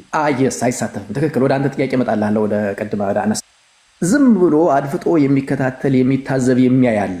ምክንያት አያና ባለው የኦሮሞ ጥያቄ ተመልሶ ሊበሬሽን ትተን ወደ ዲሞክራታይዜሽን ገብተናል የሚል በዚህኛው በኩል ስለሚንጸባረቅ፣ በአማራ በኩል ደግሞ ኖ ኤግዚስተንሻል የሆነ ትሪት እየገባን ነው የሚል ስጋት አለ። ይህን ስጋት አደባባይ አወጥቶ መታገል አይፈልግም ገና ስለሆነ ሌላ ስጋት ስላለ ሰው ለጊዜ ሰጥቶ አድፍጠን እስኪ እንየው፣ እንታዘበው፣ እንገምግመው በሚል እየተከታተለ ያለ የፖለቲካል ኤሊት አለ። እሱን ስላላየኸው ነው አሁን አንተ በኦሮሞ በኩል ሆነ ስለምታየው እዚህኛው ሶሻል ሚዲያ ላይ በተለይ በውጭ ጮሆ ምናምን ስለምታየው እሱን አቋም ብትይዝ አይገርምም። ነገር ግን ይሄ ስፖንሰር ተደርጎ የሚጮኸው ምናምን ያልከው ያን ያህል ከጩኸት የዘለለ ተጽዕኖ የሚፈጥር ነው ብዬ አላምንም። ተጽዕኖ የሚፈጥር ቢሆን ኑሮ ብዙ ጊዜዎች ነበሩት ተጽዕኖ መፍጠር የሚችልበት ጊዜ ማለት ነው። አማራ ከስንት ዓመት በኋላ መሳሪያ ሲያነሳ ኢሚዲየትሊ ቴክ ኦቨር ማድረግ ነበረበት። ያንን መሰረታዊ ጥያቄ ይዞ የተነሳን ስብስብ በአግባቡ መምራት ያልቻለበት ምክንያት ችግሮች ስላሉበት ነው። በአግባቡ ቢመራው ኑሮ ብዙ ነገሮች መሰራት ስለሚችሉ ማለት ነው። ኤኒዌይስ ይሄኛውን ለጊዜው ሆልድ አድርገው። አንድ ግን አያና ጋር ማልግባባው ማልስማማው አሁን እየተሄደበት ያለው መፍትሄ ክኒን የመስጠት ነው የሚለው ላይ ልዩነት አለ። በጣም ምን መሰላችሁ? አሁን ካሉ አማራጮች አንጻር ከረንትሊ ካሉን አማራጮች አንጻር ስናየው የተሻለ አማራጭ ስለሌለን ለዘብ ልንል እንችላለን። የተሻለ አማራጭ ስለሌለን ከዛ ባለፈ ግን አሁን እየተደረገ ያለውን ነገር ኮምፕሊትሊ በጎ ነገር ነው፣ ጥሩ ነገር ነው፣ ለህዝባችን የሚጠቅም ነው፣ ለሀገር የሚጠቅም ነው ብለን ከደመደምነ ግን ከሆነ ጊዜ በኋላ አስጊ ነገሮች ይከሰታሉ። ወያኔ ያን ሁሉ ጥፋት ገና ከጅምሩ ያስብ ነበር። አሁንም በብልጽግና በኩል የምናየውን ነገር እንደ መድኃኒት ቅመማ እየወሰድን በዛ ከተረዳ ነው ትንሽ ያስቸግረናል። ስለዚህ ኮሜንት መደረግ አለበት ጠንከር ብሎ የሚል እምነት አለኝ። አወሳሰዱ አሰጣጡ በጣም አግባብ ያልሆነ ስህተት የሆነ መንገድ እየተከተለ ነው የሚል እምነት ነው ያለኝ። ከዶክተር ጀማል ጥያቄ አንጻር ዶክተር ጀማል ጋር ከመሄድ በፊት አንድ ማስተካከያ ብችል አይ ቲንክ ሚስ አንደርስታንድ ያደረከኝ ነገር አለ። ኪ ነገር መድኃኒቱ ኦልሬዲ ተወስዶ አሽሯል ነው የምለው ነው። ትንሽ ሲምፕተሞች ካልሆነ በስተቀር የትኛው መድኃኒት ለምሳሌ ወይ ሚስ አንደርስታንድ የሆነ የትርክት አጀስትመንቱ ነው አጀስትመንት በኦሮሞ በኩል እንጂ ከብልጽግና ጋር የሚያዝ ነገር የለውም። ብልጽግና ኦፍ ኮርስ ብልጽግና is an extension of የኦሮሞ ስትራግሉ ኤክስቴንሽን ብልጽግና ውስጥ አለ። ብልጽግና እኮ ሀገራዊ ፓርቲ ነው። እዛ ውስጥ ባዴን የነበረው ሙሉ ማለት ችግር የለውም። እኔ መሰለኝ ብልጽግና እያደረገው ያለው ነገር የመድኃኒት እየሰጠ ነው which is good የሚል መስሎኝ ሱሮንግ ትርክ እንዳይፈጠር ነው ሚላንሳር ኤክስቴንሽን it's just an extension ብልጽግና ውስጥ የኦሮሞ ተሳትፎ እንደመኖሩ መጠን የኦሮሞ ፖለቲካል ኮሚዩኒቲ ተሳትፎ እንደመኖሩ መጠን የዛ ፍሌቨር እዛ ውስጥ አለ። ፕሮሚነንት ነው ደግሞ ወደ ስልጣንም ቅርብ ነው። ወደ ብዙ ነገር ያው ሀገር መሬት ላይ ያለው ነገር ቅርብ ስለሆነ ነው። ግን በሌሎቹም በኩል ታየዋል። በፊት የለመድከውና አንዳንድ ሰው ግራ ይገባል። ከመቼ ጀምሮ ብሎ የሚጠይቅ ሰምተህ ታውቅ ይሆናል ነው። እኛ የምናውቀው የኦሮሞ የብሔርተኝነት የሚባለው ኦነግ የሚባለው ከፋው እነኚህ የሚባሉትና አሁን የምንሰማው ትንሽ ልዩነት አለው የሚል ኦቨርኦል ሴንቲመንት ነው። ግን አሁን ሰርፌስ እያደረገ ያለው ሊቪንግ ዘ ትሩት ኤንድ ደግሞ የነበሩትን የተጋነኑ ነገሮችን ሴትል ዳውን ማድረግ እና ሌንጮ ባቴ የተናገሩትን ሰምታል። ሌንጮ ለታ ከበፊትም ነግሮሃል ዶክተር ጀማልም እነሱ እንደዚህ ያንን ነገር ውስጥም አይገቡም። ሲጀመርም ጠንከር ያለ ነገር ነው ያላቸው ሀገራዊ ነገር ላይ ሞር ታፕ ኦፍ ክሬም ደ ክሬም እንትን ናቸው ኦፍ ዘ ፖለቲክስ ኦፍ ኦሮሞ ናቸው። ታፕ ናቸው የነበሩት። አሁን ያው አንዳንዶቹ በአድቫይዘርም በብዙ በህይወት የሌሉትም የሉ። ግን ኢቭን አሁን አክቲቪስቶች የነበሩ እነ ጀዋርን ትሰማለህ። በትጥቅ ትግል ውስጥ ራሱ ያለውን ትሰማለህ። አጀስትመንቱ ክሊር ኤንድ ኦብቪየስ ነው። ቀደም እናንተ ጋር አሁን ገና አዲስ ፎርማቲቭ የሆነ ነገር ብል ኤሊቱ አንተ አለው የምትለኝ ኦፍ ኮርስ አንደርስታንድ አደርጋለሁ። ኤሊቱ ዛሬ ተነስቶ ያንን ነገር ኢንፎርስ ላድርግ ቢል ደግሞ ኦልሬዲ የሚጥለው ፖለቲካል ካፒታል አለ። ገብቷል። ይሄ ብልጠት እኮ አንድ ቤት ብቻ ኖሮ ሌላው ቤት ቢቀር አይደለም። ሁሉም ጋር ብልጠት አለ። እንዴት ነው አፕላይ የምናደርገው የሚለው ሶ እንረዳለን። ግን ኦቨርኦል ይሄ ካልከው ትርክት ውስጥ የመጣ ሁለት አካል እርስ በእርስ ውስጥ ከመጠፋፋት ድረስ የሚሄድበት ሂደት አይ ቲንክ ዴንጀረስ ነው። እኔ አንተ የምትለውን ኦሪጂናሉን ትርክት እኮ ሰፖርት አደርገዋለሁ። ቢኮዝ መጥቶ የኔ ማይ አዘር ሃፍ ነው ብዬ ነው የማምነው። the true የኢትዮጵያ ህዝብ ኒዮ ኢትዮጵያንስት ብዬ ማስበው ኢትዮጵያን ሪቲንክ እናድርጋት። ኢትዮጵያ የጋራችን ናት። ማንም ወደታችን እንትን የሚልበት የሁላችንን ጥያቄ ልትመልስ የምትችል ፎከሳችን ሊሆንባት የምትገባ ሀገራችን ናት። ሴንተሩ ላይ ፎከስ እናድርግ። የተበተነውን ነገር እንሰብስብ የሚለውና እነኚህ ጥያቄዎች ያንዱ ሲመለስ ያን ሌላው መጉደል የለበትም። ባላንስ ሆና አብራ የምታስኬድ የጋራ ሀገር መገንባት እንችላለን። የሁሉን ህዝብ ጥያቄ መልሰን የሚለው የአማራ ብሔርተኝነትም የኦሮሞ ብሔርተኝነትም ሌሎችም ብሔርተኝነቶች አነስ ያሉ በቁጥራቸው ያነሱ ብሔሮችም ተሰባስበው ሀገራዊ ብሔርተኝነትን እስከምንገነባበት ድረስ ሊያስኬድ የሚችል ነገር አለ። የዛ አካል ነው ብዬ ስለማስብ የዛ ፐዝል ትልቁ አካል ነው ብዬ ስለማስብ እደግፈዋለሁ። ግን ከስሩ በጣም ብዙ ነገር ፈልቷል እና ሞስት ኦፍ ኢት ደግሞ አንተ አሁን የምትጠላውን አይነት ያንን ብሉ ፒል የወሰደም ነው ለማለት ነው። ኤኒዌይስ ጥሩ ይሄኛውን ያብራራውን የመጀመሪያው ሐሳብ ላይ እንግባባለን። የመጨረሻው የአማራን ብሔርተኝነት በተመለከተ ግን ቅድም ያልኩት ነው አልደግመውም። መስመር የሚለቅ አይደለም፣ ማኔጀብል ነው የአማራው። ቢካዝ በጣም መሰረታዊ በሚባሉ የሀገር ጉዳይ መለኪያዎች የሚርቅ አይደለም። እንደዛ ስላልሆነ የስጋት መጠኑ ያን ያህል አይደለም። ምናልባት የምሰገው ብልጽግና አሁን እየሄደበት ያለው መንገድ ትክክል ነው ብሎ የበለጠ የጥፋት መንገዱን እያበረታው ከሄደ ይሄ ዝም ብሎ ሳይለንት ማጆሪቲ ሆኖ የተቀመጠው እና ኒውትራል የሆነው አካል አሁን በተቃውሞ ወገን ያለውን ጆይን ያደረገ ጊዜ ነው ያደርግ ይሆን የሚል አንዳንዴ ስጋቶች አሉኝ እኔ። ያን ካደረገ ነው ጥፋት ሊመጣ የሚችለው። ሁጭ ገና እሱ የመሆን እድሉ ጠባብ ነው፣ ብልጽግና ምን እያለ ስለማይቀጥል ማለት ነው። እና ያን ያህል አያሰጋም ነው። ከዶክተር ጀማል ጥያቄ ከዚህ ከአማራ አንጻር ትንሽ ጠንከር አለ ከረር ያለ ነገር ይታያል የሚለው ሀሳብ እውነት ነው። ብቻ ማለት ስቲፍነስ ነው ያየሁት። ፖለቲካ ኔጎሽት ሰትልመንት ያለ መሆኑን ነው የምረዳው። ጊቭ ኤንድ ቴክ ነው። የአሜሪካ አምባሳደር በኢትዮጵያ የነበሩ ናቸው።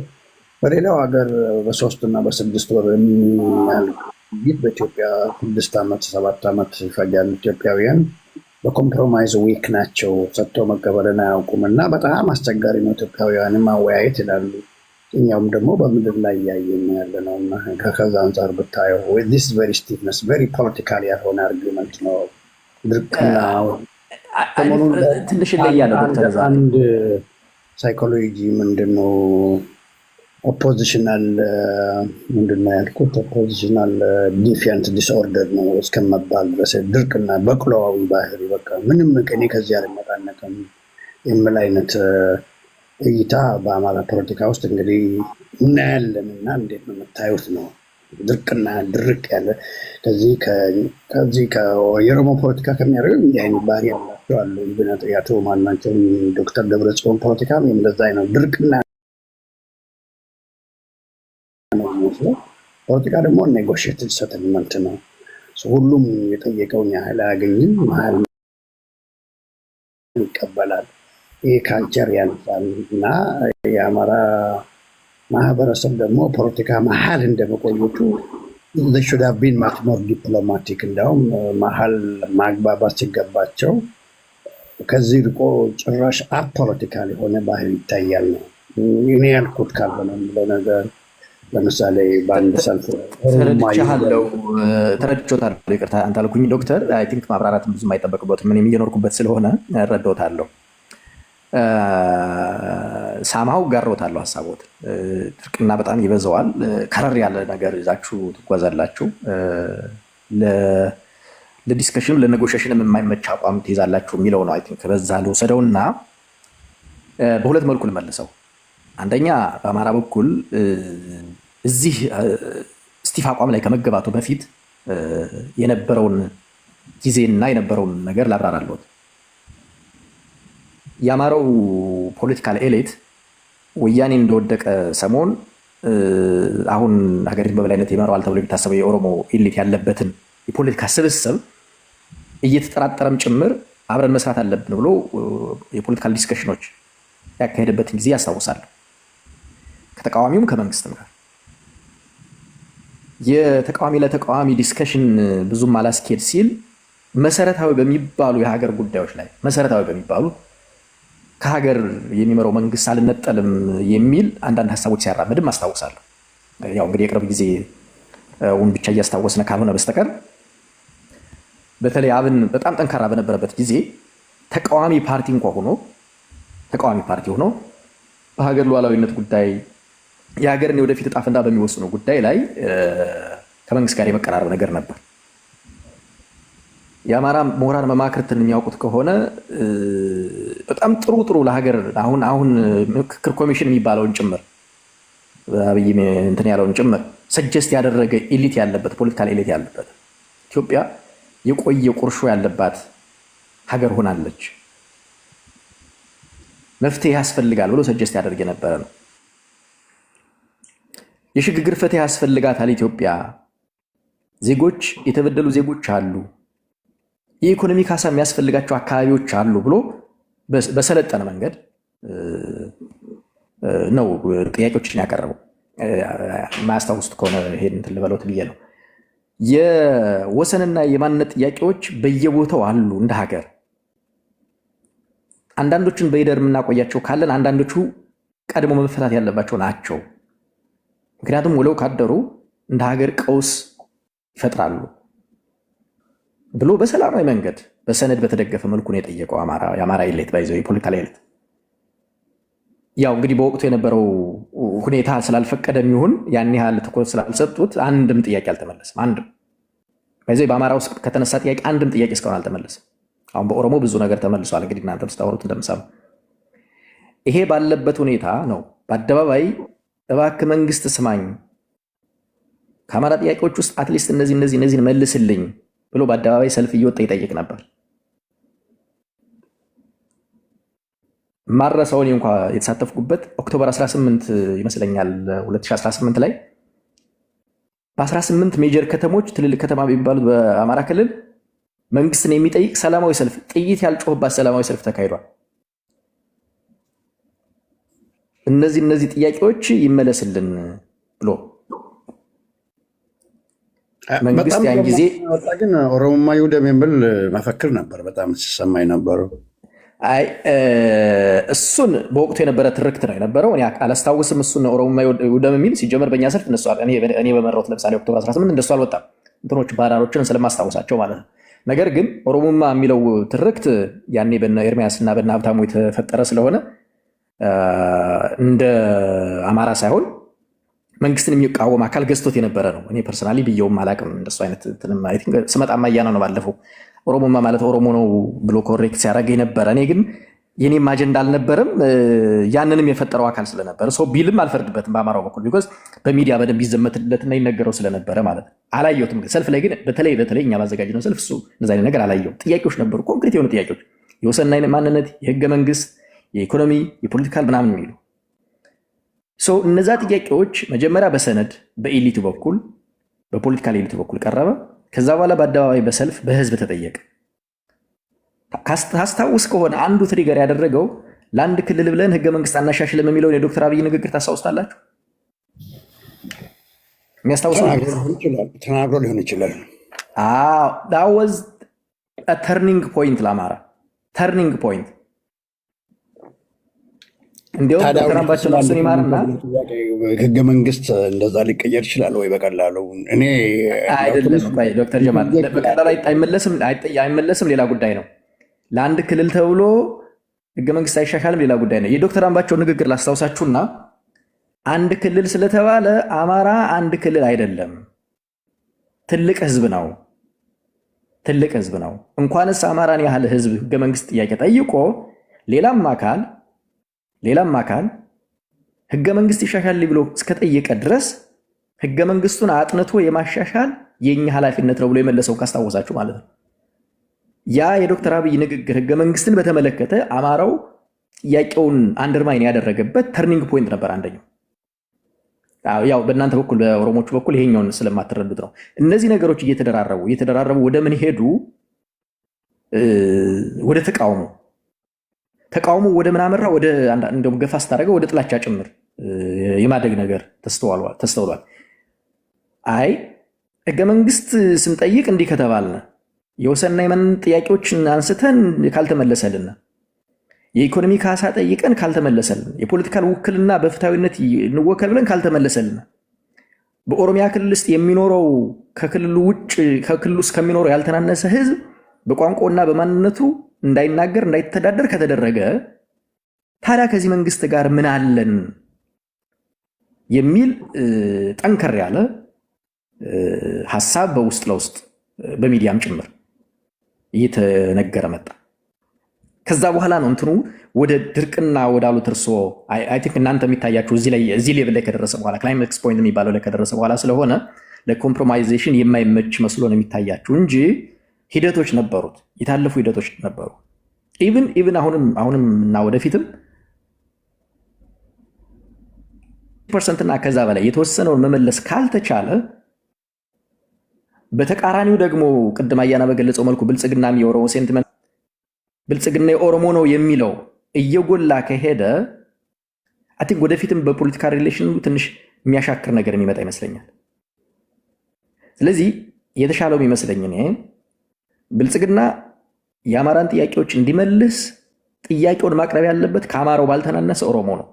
በተለይ ኦሮሚያ ክልል የሚኖር አማራ ጉዳይ አይዞህ ደጋግሜ ነው የምናገረው። በተለይ ኦሮሚያ ክልል የሚኖረው የአማራ ጉዳይ አገር የሚያፈርስ ነው። አሁን የሚመስልን ከዚህ ከኤርትራ ማነው ከትግራይ ጋር ስለምንገናኝ የራያና የወልቃይት ብቻ ይመስልናል አይደል? ያ ጥያቄ እኮ እየተፈታ ነው ያለው። አሁን ደደብ ስለሆነ ነው እንጂ ወያኔ አያጋጭም ነበር። በኦሮሚያ ክልል ውስጥ የሚኖረው ኦሮሞ አማራ ግን ጉዳይ ግን በጣም ሲሪየስ ነው። ቢኮዝ አማራ ውስጥ የሚኖሩ በጣም ስሞል ነምበርስ ያላቸው ኦሮሞዎች በጣም ስሞል ራሳቸውን በራሳቸው ያስተዳድራሉ። ልዩ ዘንት አማራ ግን ያ ሁሉ ኦሮሚያ ክልል ውስጥ እየኖረ መብት የለውም። ስለዚህ ይሄ የእኛ ጥያቄ የአማራው ጥያቄ ሳይሆን የኦሮሞ ተወላጆች ጥያቄ ሆኖ በጣም እንትን የሆነ ስቲፍ የሆነ አቋም እንዲያዝ ከሚያደርግበት መሰረታዊ ፖይንት ይሄ ነው። ባይዘ በጣም መሰረታዊ ማለት እና እንዲህ አይነት ነገሮች ስላሉ ነው እንጂ ለውይይትና ለእንትን ለኮምፕሮማይዜሽን በጣም ቀላል ነው የአማራው ፖለቲካ የሚል ነገር ለመመለስ ነው። ዶክተር ጀማል በዚያ እንዲያዩት ነው የምፈልገው። ሌላም ጊዜ ሰፊው እንወያይበት እንችላለን። ጥሩ ኮንቨርሴሽን ነው። በሰፊው ብናወራበት በጣም ደስ ይላል። ቡክማርክ አንድ ቀን እስቲ የአማራ ጥያቄ ምንድን ነው የምለውን ነገር በሰፊው ብንሄድበት ደስ ይለኛል። የአማራ ጥያቄ በምትለው ዙሪያ 1 2 3 እየተባለ ደስ ይለናል። ተጽፎ የተቀመጠ ነው። ምንም ችግር የለውም። ይሄ ዝም ብሎ ሳቢያ ላይ ነገር አለ። አትሊስት አጭር ነገር ላይ እንትን ልበል። ሶሪ አይ ጥያቄ እንደዛው ነው። በጣም ሁላችሁ ፖሊቲው ነው እኮ ዋናው። የሚገርማችሁ ነገር ማንም ምንም የሚናገር ግን ነው ተከባብሮ መኖሩ በጣም ያምራል። እውነት ነው። ታንኪ ዶክተር ሰላም። ቴንክ ዩ